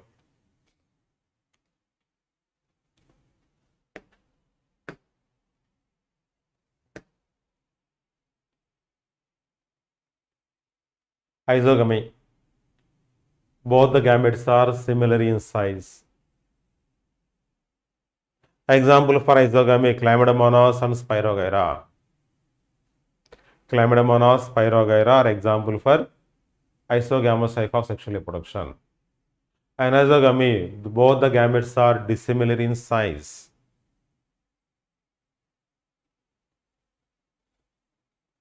Yes. Sanjana, right. Good. Chlamydomonas. Chlamydomonas not only example for isogamy. In some of the species of the Chlamydomonas, along with isogamy, anisogamy is also possible. Anisogamy.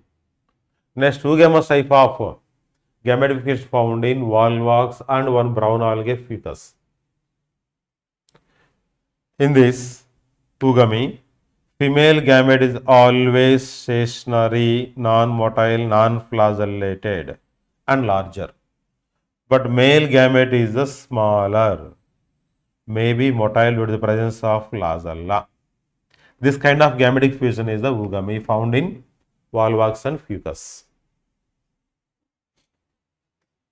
Sindhu 3. Isogamy is never possible in angiosomes. In angiosomes, only one kind of gametic fusion is there, that is the oogamy only. Not only angiosomes, gymno, ptero, bryophytes, only one kind of gametic fusion, that is the oogamy only. Isogamy, anisogamy exclusively found in algae only, never in other than the algae. Remember it. Sindhu.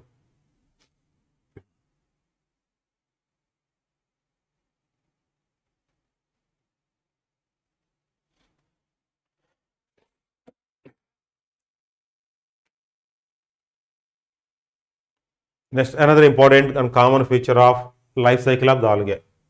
Life cycle is the haplontic. In algae, life cycle is haplontic. What is the meaning for haplontic life cycle? Observe here. Life cycle in the 2 phases are generally found. One is the haploid gametophyte. 2 generations are there in overall life cycle. Most of the plants in the plant kingdom. Second one is the diploid sporophytic generation. 2 phases are there in life cycle. Gamete producing phase is the gametophyte. Spore producing phase is the sporophyte. Gamete producing gametophyte, spore producing phase is the sporophyte. Generally, gametophyte in haploid condition, sporophyte in diploid condition. But significance of both the phases are variable from life cycle to life cycle. For example, I will give some colors for this 2 phases for easy differentiation. Pink color is given for gametophyte for easy differentiation. Blue color is given for sporophyte. I will make one more life cycle. and identify the variation between these two life cycles.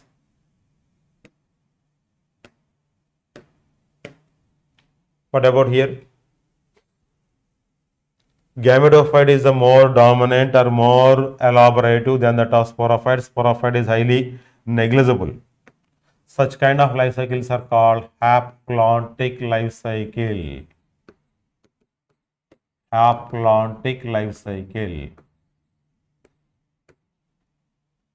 Okay. Example for this kind of life cycles, algae. Whereas in higher plants, the total story is entirely different, opposite. In algae, haploid gametophyte is highly reduced. Gametophyte highly reduced, but sporophyte is the more elaborative. Diploid sporophyte is more elaborative. This kind of life cycle is called diplontic life cycle. Diplontic life cycle. Example, both gymno and angiosperms. Both gymno and angiosperms. In primitive plants, haploid gametophyte is more dominant over the sporophyte. Whereas in higher plants, total story is a reverse.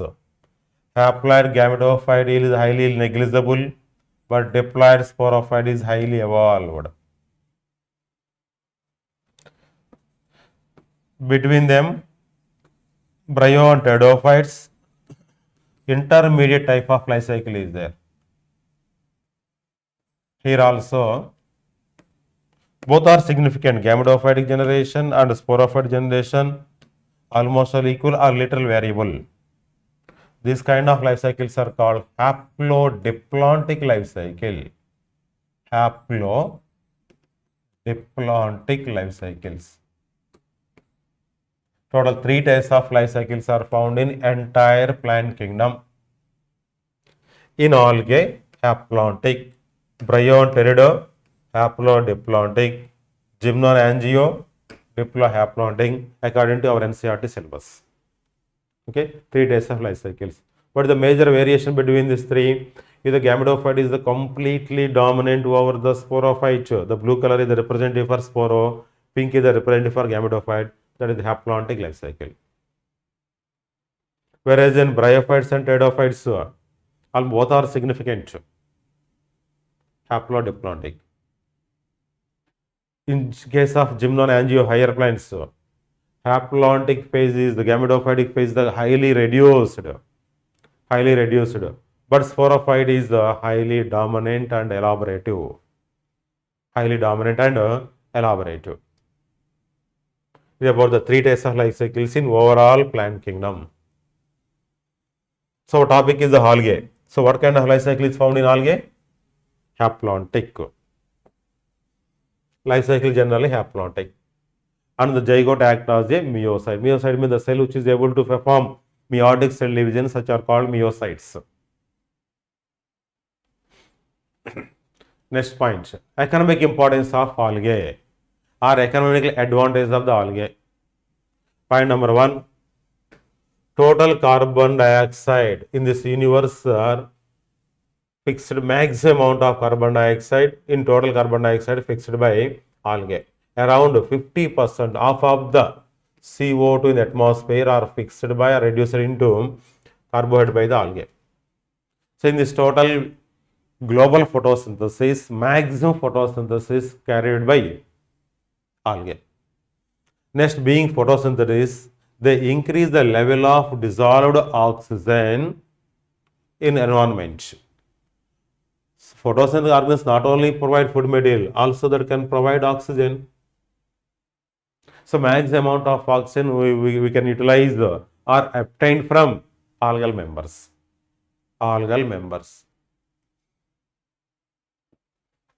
Okay, clear? So, algae is the greatest source for oxygen in aquatic environment. And these are the best producers, food suppliers for other animals are grown in aquatic habitats. Next point, These are primary producers in pond ecosystem or lake ecosystem. Number 4, many species, around 70 species of the marine algae, sea algae, saltwater algae.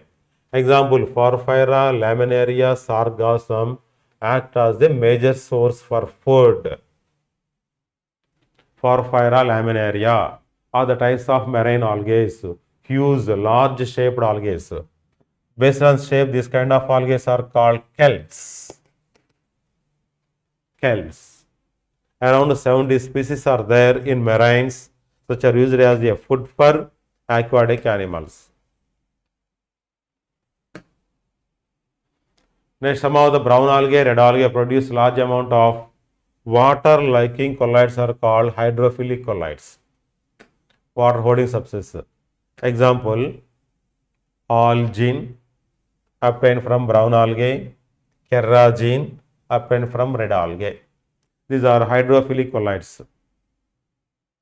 Hydrophilic colloids. Next, another economically important product, agar-agar. Agar-agar commonly found in or manufacturing of ice creams. Ice cream is a very soft and delicious food material. The softness of the ice cream is obtained by the agar-agar material. Agar-agar not only useful for the production of ice creams, also useful for production of some jellies. This kind of agar obtained from red algae, Gelidium and Gracilaria. Both are example for red algae. Based on type of pigments, algae classified into 3 types: green algae, brown algae, red algae. One of the economical importance of red algae is the production of agar-agar material. Example, Gelidium and Gracilaria kind of red algae are useful for production of agar-agar material.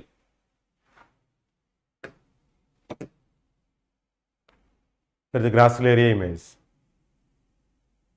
Here is the nutrient media prepared in laboratories. Ice creams. More than 50% of the chemical composition of ice cream is agar-agar material. In jelly, around 80% of the chemical composition is agar-agar material. Iodine is also obtained from one marine algae, Laminaria. Iodine.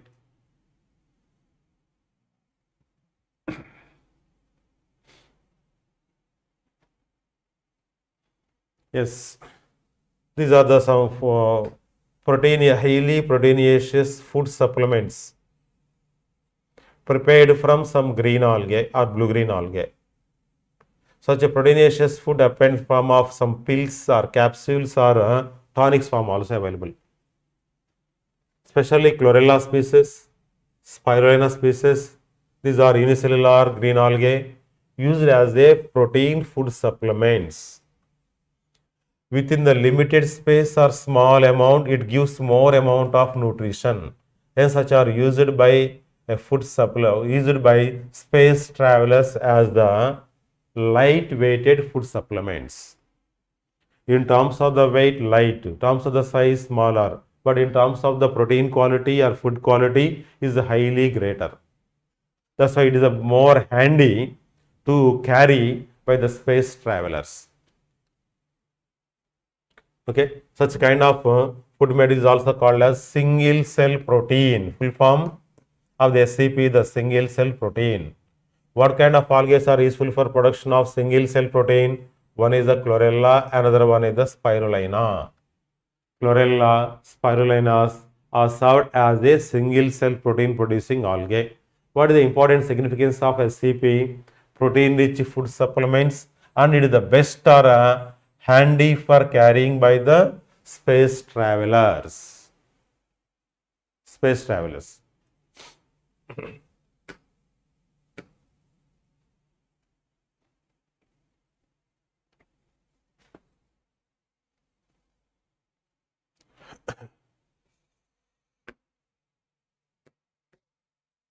Now the classification of algae based on different types of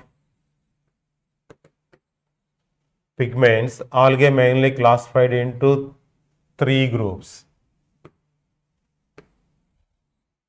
Three groups.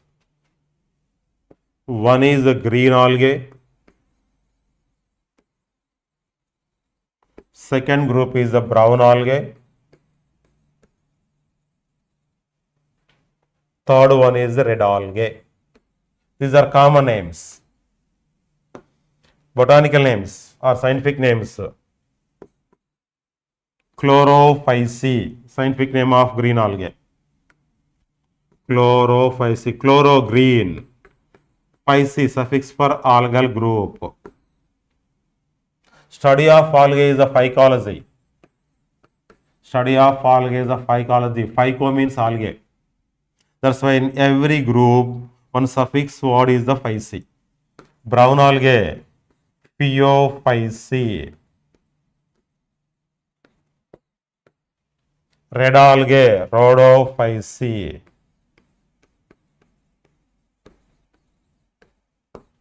Three types of algae. Chlorophyceae, Phaeophyceae, Rhodophyceae. Common name of Rhodophyceae, red algae. Common name of Phaeophyceae, brown algae. Chlorophyceae, green algae. It is the algal classification.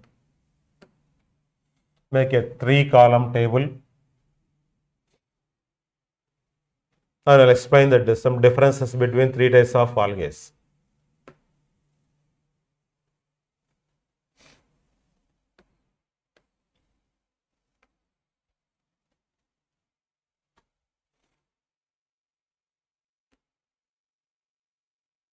First of all,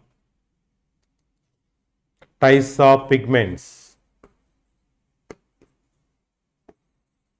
in green algae. Chlorophyll A and chlorophyll B pigments are found in green algae. In brown algae, chlorophyll A and chlorophyll C type of pigments are present. Chlorophyll C. Whereas in red algae, chlorophyll A and chlorophyll D pigments are there. Once observe what is the major difference between types of chlorophyll pigments in three types of algae. Chlorophyll A is the universal pigment common in all the types of algal members. So along with the chlorophyll A, B is found in green algae, A and C are found in brown algae, A and D are found in red algae. But another accessory pigments like carotenoids are common in both. Carotenoids are common in both. All the algal members. Next, especially exclusive pigments like brown coloration of the brown algae is caused by fucoxanthin. Fucoxanthin, it is exclusively found in brown algae only. It causes brown coloration of these algal members. Phycoerythrin. Phycoerythrin. Erythro, red. Phyco, algae, red algae. Red coloration of the red algae is caused by the pigment phycoerythrin. Phycoerythrin exclusively found in red algae. Fucoxanthin is exclusively found in brown algae. Chlorophyll is common in all the members. What kind of chlorophylls are present in green algae only? B. In brown algae only? C. Red algae only? D. A is the common. But another accessory pigments are exclusively found in brown algae, red algae are fucoxanthin, phycoerythrin respectively. It is the comparison between different types of pigments. Likewise, habitat is also variable, structure is also variable, and form of reserve food material and form of cell wall materials are variable. I will explain remaining differences in next class. Here, in this class, various types of pigments are found in three different types of algae completed. Likewise, cell wall material, reserve food material, structures, examples, I will explain next class. Okay, bye now.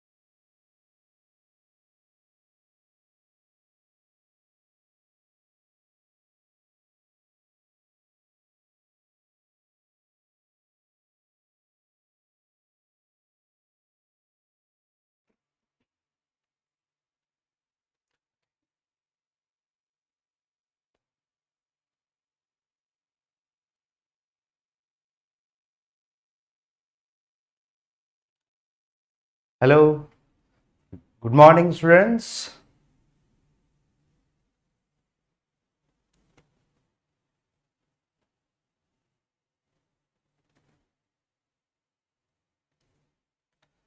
Yes, very good morning to all of you. How are you? How are you doing? Fine. Neer, I'm good. Thank you.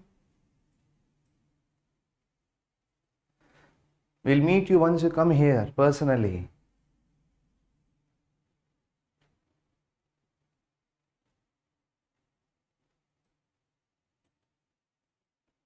Yes, all those doubts you people are having, you can ask me once you come here. Any kind of doubt.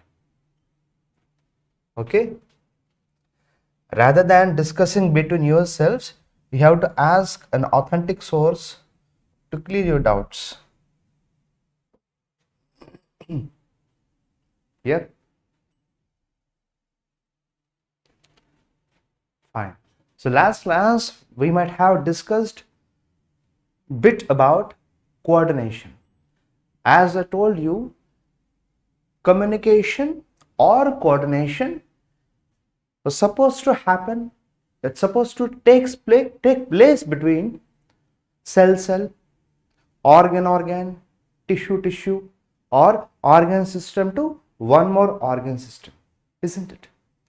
As I told you, all these organs, organ systems, tissues, cells are actually controlled and taken care by nervous system, brain, spinal cord, isn't it? Yes, all our body systems were controlled by nervous system directly. But there are some tissues and cells and organs which may not be able to communicate with neurons directly. There are some cells and tissues which may not receive any type of wired communication to them. If you cannot depend on wired communication, then you can rely on wireless communication, isn't it? So wired communication and wireless communication. Wired communication is because of neurons, neural communication, neural coordination. But wireless communication is because of hormones. So hormone produced at one point of source will come into blood, mix in blood, reach the target and communicate with other cells and tissues. Not only wired communication, even wireless communication is equally important. So these hormones are chemicals. These might be proteins, peptides, sometimes lipid steroids also.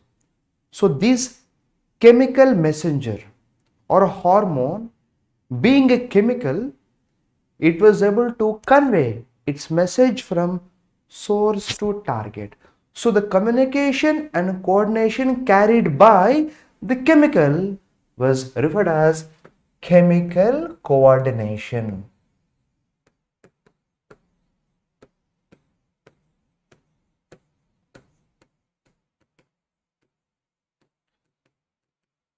So the chemical which is acting as a wireless communicator between cells, tissues, organs, organ systems. What was the name of the chemical which is helping in communication? What do you call this chemical messenger? Hormone.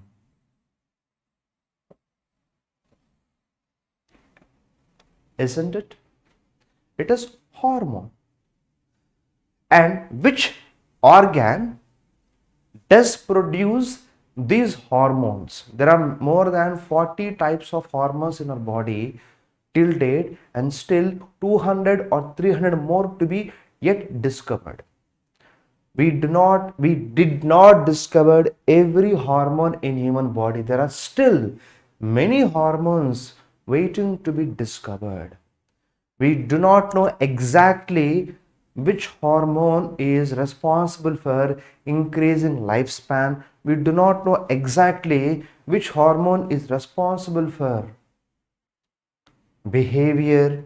We do not know exactly which hormones are very crucial for controlling your emotions, and we do not know exactly does every hormone has got same function in both males and females. No, hormones do differ among genders also. There is a study on that. So we will be discussing about fundamental aspects of hormones, and I will leave you some blanks to be filled by you, not in class, in future. There are many unanswered questions in glands and hormones which should be discovered by you, waiting for you. Done. So hormone. The thing was, these hormones are released by special organs referred as gland. Glands makes hormones. The question was that, does every gland manufacture a hormone? No. If you have at least 30-35 glands in your body, some glands make hormones, some glands make enzymes, and there are some glands which can make both of these. And there are some glands which doesn't make any of these. See, ear glands. There are glands on your ear which neither makes hormones nor make enzymes. They make wax, ear wax.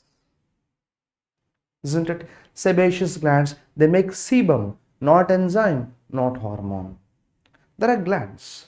The question was that, what was gland? Gland was a derivative of epithelial tissue. When epithelium tissue, which was like this,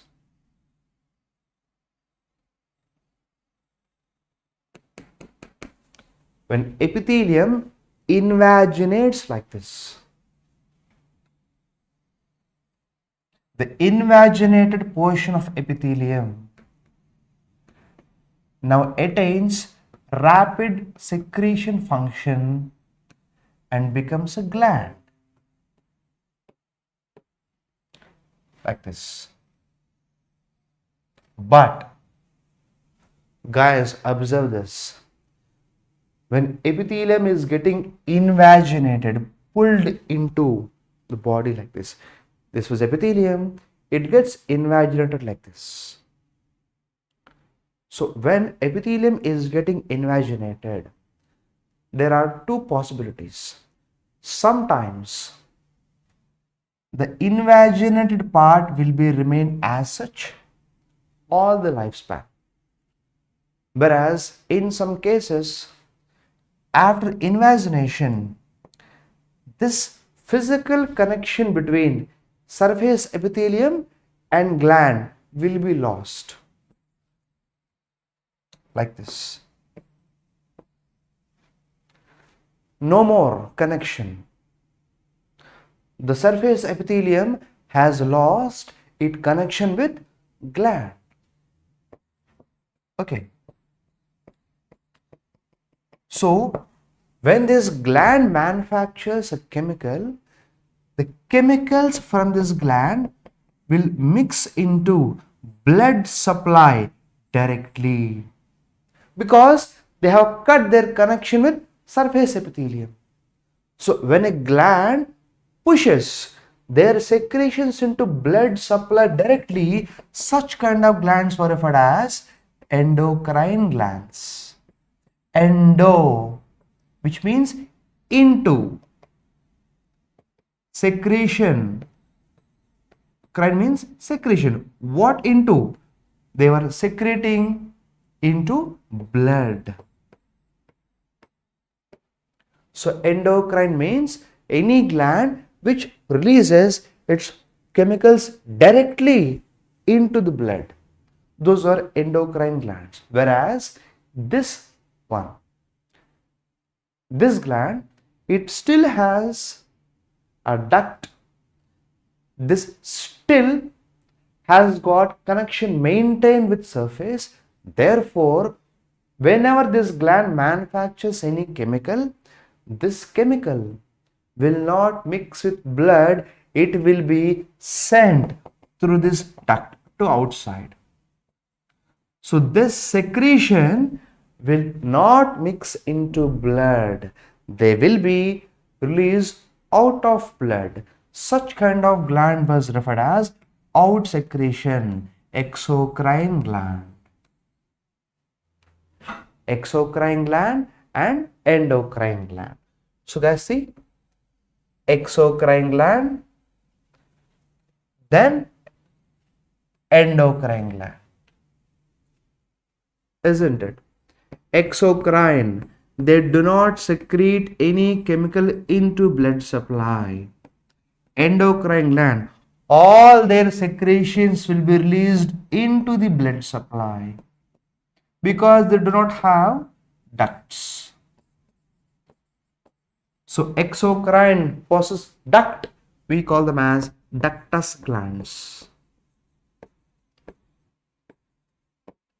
Whereas endocrine gland, as they do not possess any kind of duct, call it as ductless glands.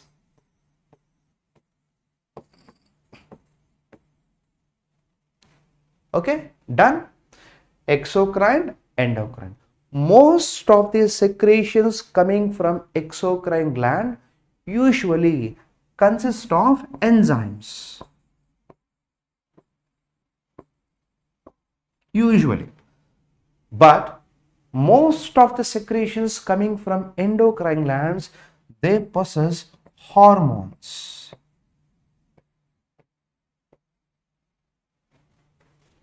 Isn't it? Done. So enzyme secreting ductus exocrine glands, hormone secreting endocrine ductless glands. Done. Exocrine, endocrine. So guys, there are some glands, they were mixed. I mean, some part of the gland may have duct, some part of that gland may not have duct. There is a special gland in our body which is beneath stomach. This gland is exocrine as well as endocrine also. So pancreas, 98% of pancreas possess ducts, exocrine. 2% of pancreas do not possess duct, that was endocrine. So pancreas, as it possesses both exocrine and endocrine features, pancreas was referred as heterocrine gland or mixed gland. That was one example. There are few more examples which we may consider later, but not as of now. Done? Now, I'll give a statement. Please reason this. Pancreas is considered as mixed gland. Pancreas is considered as heterocrine gland. Reason. What was the reason? Pancreas is mixed gland. Pancreas is heterocrine gland. What was the reason for telling this? What was the reason behind saying this? Guys, these kind of statements are called as assertion and reason statements. Assertion means thing you speak out very confidently without any doubt. Assertion means shouting and telling confidently. Pancreas is mixed gland. Then reason it. What was the reason behind this truth? Yes, because it's a mix of both exocrine and endocrine glands. Like that. These are referred as assertion and reason type of statements. And they may come in your objective examinations of NEET, possibly. Yes? Yes, pancreas can make both enzymes and hormones. Very good, Balu. Easy, much more easier way. Very good. Yes, because it contains both the ductus and ductless glands. Even this statement was even more good. Yes. Very good, very good. Yes. No. Okay, now we guys know that exocrine glands include sweat glands, salivary glands, sebaceous glands, mammary glands, cereminous earwax glands, tear, lacrimal glands, and largest of all, liver. All these are exocrine ductus glands. But if you ask me about endocrine part, guys, endocrine glands usually they make hormones. Therefore, hormones act as chemical messengers trying to communicate, and these endocrine glands which are manufacturing hormones are mainly responsible for chemical control and coordination. If wired communication is not possible, is not enough, is not able to reach the target location, then our body may make use of wireless communication. Which kind of wireless communication was that? Hormonal communication. Done. Like this. So, speaking about endocrine glands.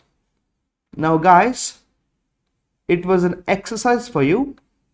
Tell me about examples of endocrine glands which were manufacturing hormones. Give me some examples of endocrine glands. Try telling me some. Give me some examples of endocrine glands. Try them. In both males and females. In a lower abdomen of females and out of body of males, there are pair of females possess pair of ovaries, males possess pair of testes.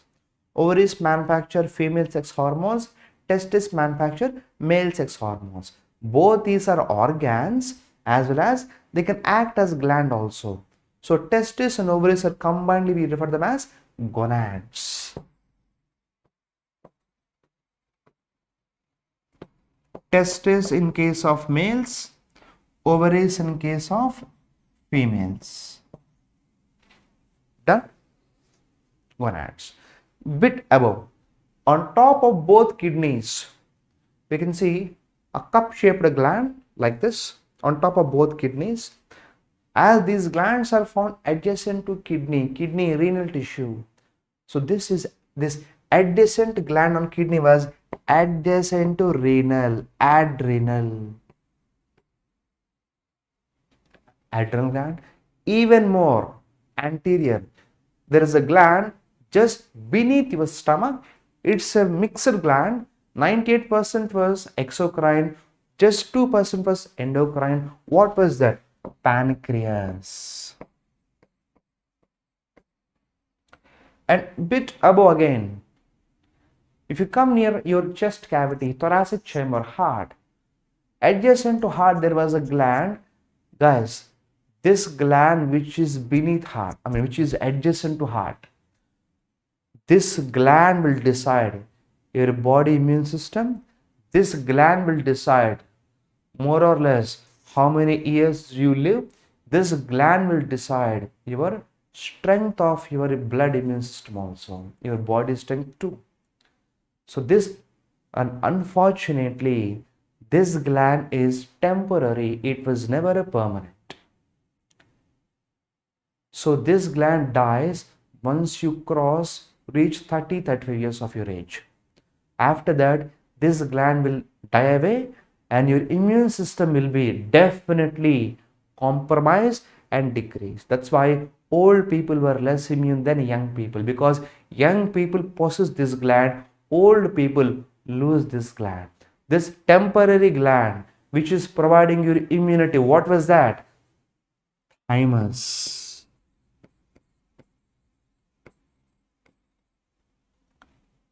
Now, I gave a fortune cookie for you. There might be a huge area of research on thymus gland. There was actually happening. Scientists were focusing on how thymus is getting died, how to delay that. If you can delay death of thymus, you can also delay death of a human. If you can delay death of thymus by just 1 year, you can delay human aging and death by at least 10 years. That was possible, and scientists were now researching on that. Thymus, very important. Memorize this. Okay, now just above, coming to your neck region, there were two types of glands found in neck region: ventral, dorsal. Ventral, butterfly shaped gland, that was thyroid. Dorsal, attached to thyroid, there are four glands. As they are again adjacent to thyroid, we refer them as parathyroid glands.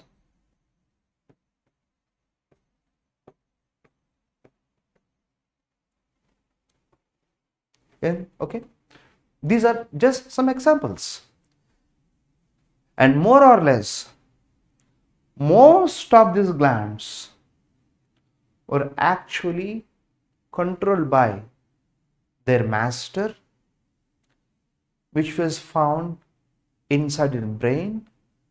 The master which controls most of your body glands. Who was that? Pituitary. And there was a gland which was just adjacent to pituitary, and this gland will decide when you sleep, when you wake up, when you should eat, when you should rest, time of work, time of sleep.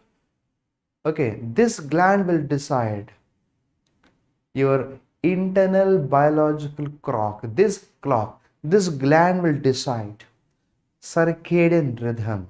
This gland will decide biological rhythm without any dependence on this physical clock. This gland will provide you information regarding physiological functions, what you should do at which time. The gland which gives you a sense of time, gland which gives you a sense of time zone, gland which gives your body ability to rest and wake up, work and relax. This is one of the important glands which we discovered recently. We discovered gland it was very old discovery, but the main functions have been discovered very recently. This gland was sometimes referred as third eye of your body. Third eye. Third eye. What was this? Pineal gland. Done.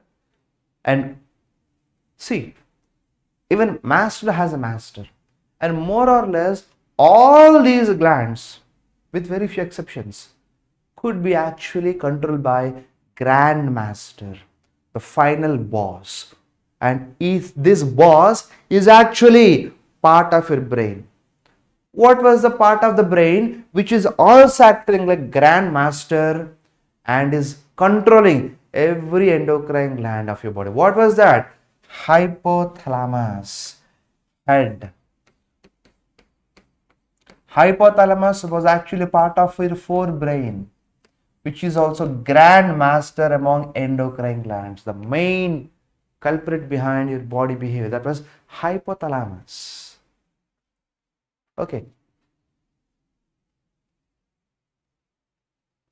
Guys, these glands are inside your head. Okay. These glands are inside your throat, neck region, in throat, neck region. Done. This gland was in your thoracic chamber. Okay. This gland was in lumbar, stomach chamber, near stomach, adjacent to stomach, beneath stomach, exactly same. And this gland is in your lower abdomen, found adjacent to kidneys. Almost we can say that it was almost in your sacral region, lower dorsal abdomen. And these glands are in females in lower abdomen or pelvic region. In males, they were outside body.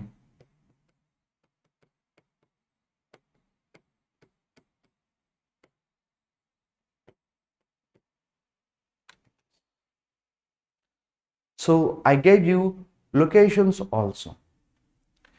3 types of glands in head region, 2 types of glands in neck region, 1 gland in thoracic region, 1 gland in lumbar region, pair of glands in lower abdomen kidneys region. In females, ovaries in pelvic region. In males, testes out of their body.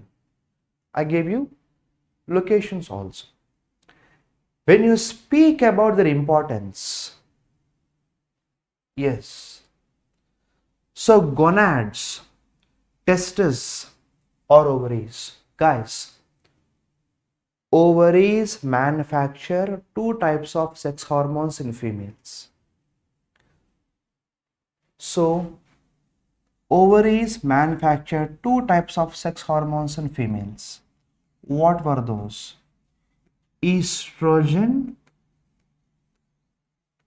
and progesterone.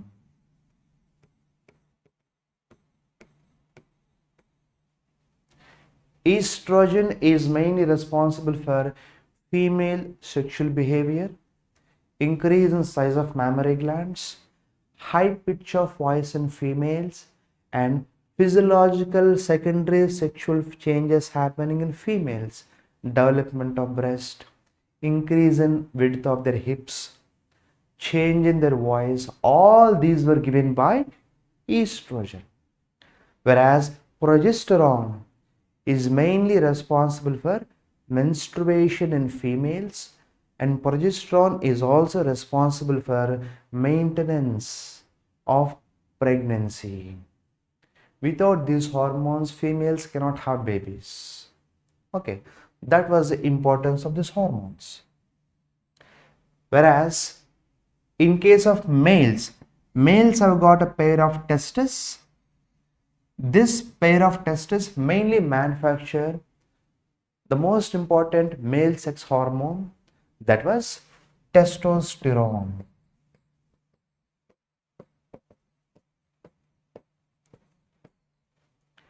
Testosterone is responsible for male secondary sexual characters. Testosterone is responsible for growth of hair on chest, body, growth of hair on face, mustache and beard, and testosterone is responsible for increase in size of your larynx. Guys, boys, testosterone will increase your sound box's volume. When your sound box larynx increase, what happens, you know? In male voice, bass increases, treble decreases. I mean to say that male have low pitch voice. Male voices cannot be listened from more distances. Female voices have high pitch. Therefore, all these announcements in train, bus station, airplane, airports are females, not males, because male voices are low pitch. It may not reach more distance. So you can know, shouting by your little brother, shout given by your little sister, which is very, very irritating.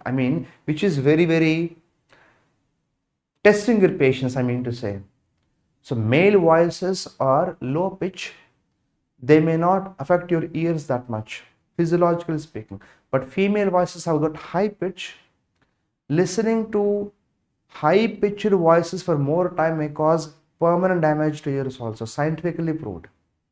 Low pitch, more bass. Low pitch in boys, high pitch in girls. Okay.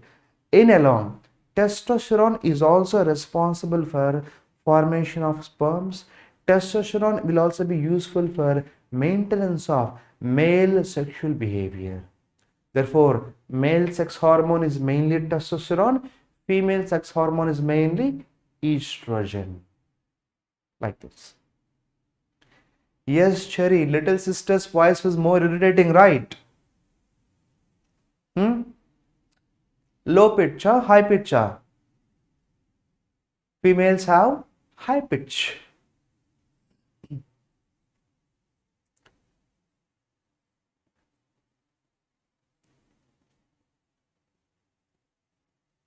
Okay, you all of you can listen to your own voices or your friends' voices once you come here. If you type in messages, that will not be a completed communication, right?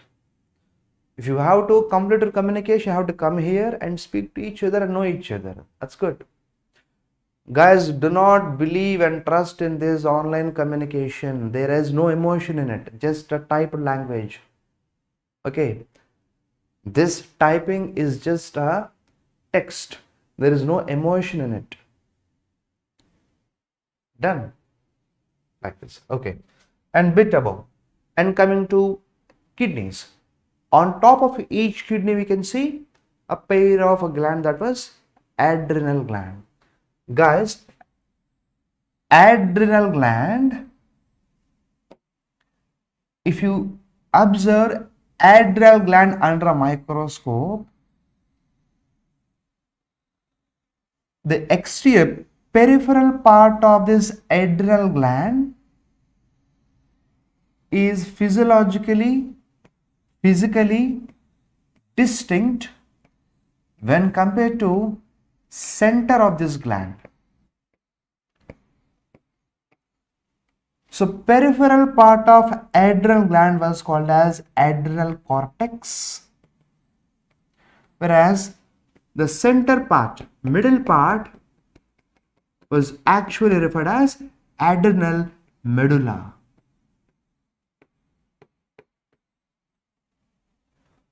Cortex manufacture many steroid hormones. So hormones coming from adrenal cortex are called as corticosteroids.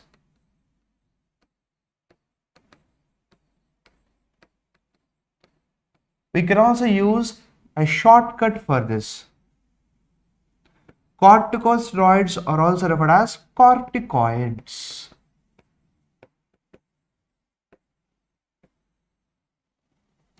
These corticosteroids or corticoids are responsible for maintenance of glucose balance in body, maintenance of sodium potassium balance in body, as well as corticosteroids can also manipulate your immune system.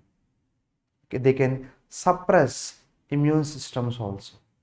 And some of these corticosteroids can act as stress relieving hormones. Okay. Then medulla manufacture hormones called as catecholamines.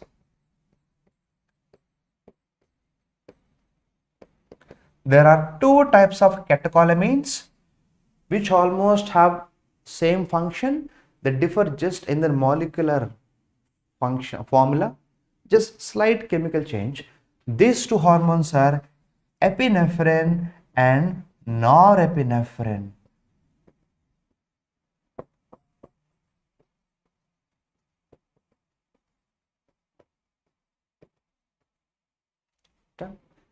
Guys, epinephrine and norepinephrine are new names. Old names were, epinephrine was adrenaline, norepinephrine was noradrenaline. And I should say about this now, very important. The main cause behind high blood pressure, stress, depression, all was because of this adrenaline. Epinephrine is such hormone. Both catecholamines are such hormones. These hormones will give you instant energy and help you to fight, help you to run away because you're frightened, helps you to get excited, helps you to get motivated sometimes. So flight, fright, fight hormones, and which is mainly released during stressful condition. Therefore, epinephrine or adrenaline was usually referred as flight, fright, fight hormone, or simply stress hormone. This hormone is responsible for your pupillary dilation. You can see much clearly. This hormone is responsible for piloerection. Guys, body hair, pilus, it will erect, it will stand like this. What do you call this? Goosebumps. The hormone responsible for goosebumps, excitement was adrenaline. Okay, and this will increase your heartbeat, this will increase your respiration, increase your sweating, increase metabolism, and gives you instant energy to run, fight, jump, excited, do any activity. And if you have more of this hormone, exclusively in boys, too much of this hormone can also lead to sudden heart attacks. You are very familiar with the people who are died in cinema theaters while watching a horror movie, right? Even when you see a ghost in a movie, you feel like thumping, shocked. This one. Sudden shocks to your heart will be given by adrenaline. That's why there is a statutory warning before a movie begins. This is not for weak-hearted people, old people, or pregnant ladies, because they have more of this hormone. Isn't it? What happened to all of you? Kept silent. Yes. Dilation of pupil. You can see much clearer pictures. Increase in heartbeat, increase in respiration, increase in BP. And if time is bad, even heart attacks may happen if it is too much produced. So, the 99% of these meditation centers or stress relief centers, their main motto is to decrease stress. Many people try to decrease stress, but most of them do not know the stress of their body was because of this hormone. It might be because of their education, job, career, or any other reason, targets. If you could manage this hormone, of course, you can live more years. But if you do not know how to manage this hormone, obviously, you may get heart diseases, you may get thyroid issues later, your blood glucose will be different, you may get diabetes mellitus slowly. I mean, I'm telling you future implications, what may happen, what may go wrong with this hormone. Okay, so controlling this hormone is most important task of your life. Blindly saying this. If we can control this exciting, shock, stress hormone, that was 90% battle won. That was the importance of adrenaline. If you go even bit top, just beneath your stomach, there is a gland attached to stomach like this. Single gland, no plural, that is pancreas. Guys, 98% of pancreas was actually exocrine in function. They secrete enzymes for digestion. Whereas 1 to 2% of pancreas is endocrine in function. And this endocrine part of pancreas manufacture hormones. So scientists say that in a very big ocean of exocrine pancreas, endocrine part was distributed like small islands. As I told you in English, if you add suffix to any term, the size of that object becomes small. Book, booklet. River, riverlet. Cigar, cigarette. Organ, organelle. Island, islet. So these were referred as islets. And as they discovered by Paul Langerhans, scientist, so named after him, islets of Langerhans. He discovered them. It doesn't mean it belongs to him. Islets of Langerhans are endocrine parts of pancreas. Islets of Langerhans secrete hormones. And hormones of pancreas mainly are responsible for maintenance of sugar level. Glucagon increase blood sugar, insulin will decrease blood sugar. Glucagon causes hyperglycemia, insulin leads to hypoglycemia. So maintenance of carbohydrates in a body was actually controlled by pancreas. If there is any damage to pancreas, it may lead to diabetes mellitus, sugar disease. Done. So we'll discuss few more points. We'll discuss more and more interesting aspects of hormones that affect on your body once you come here. Okay. We'll sign off at this point. Done. We'll meet tomorrow. Thank you. Stay safe.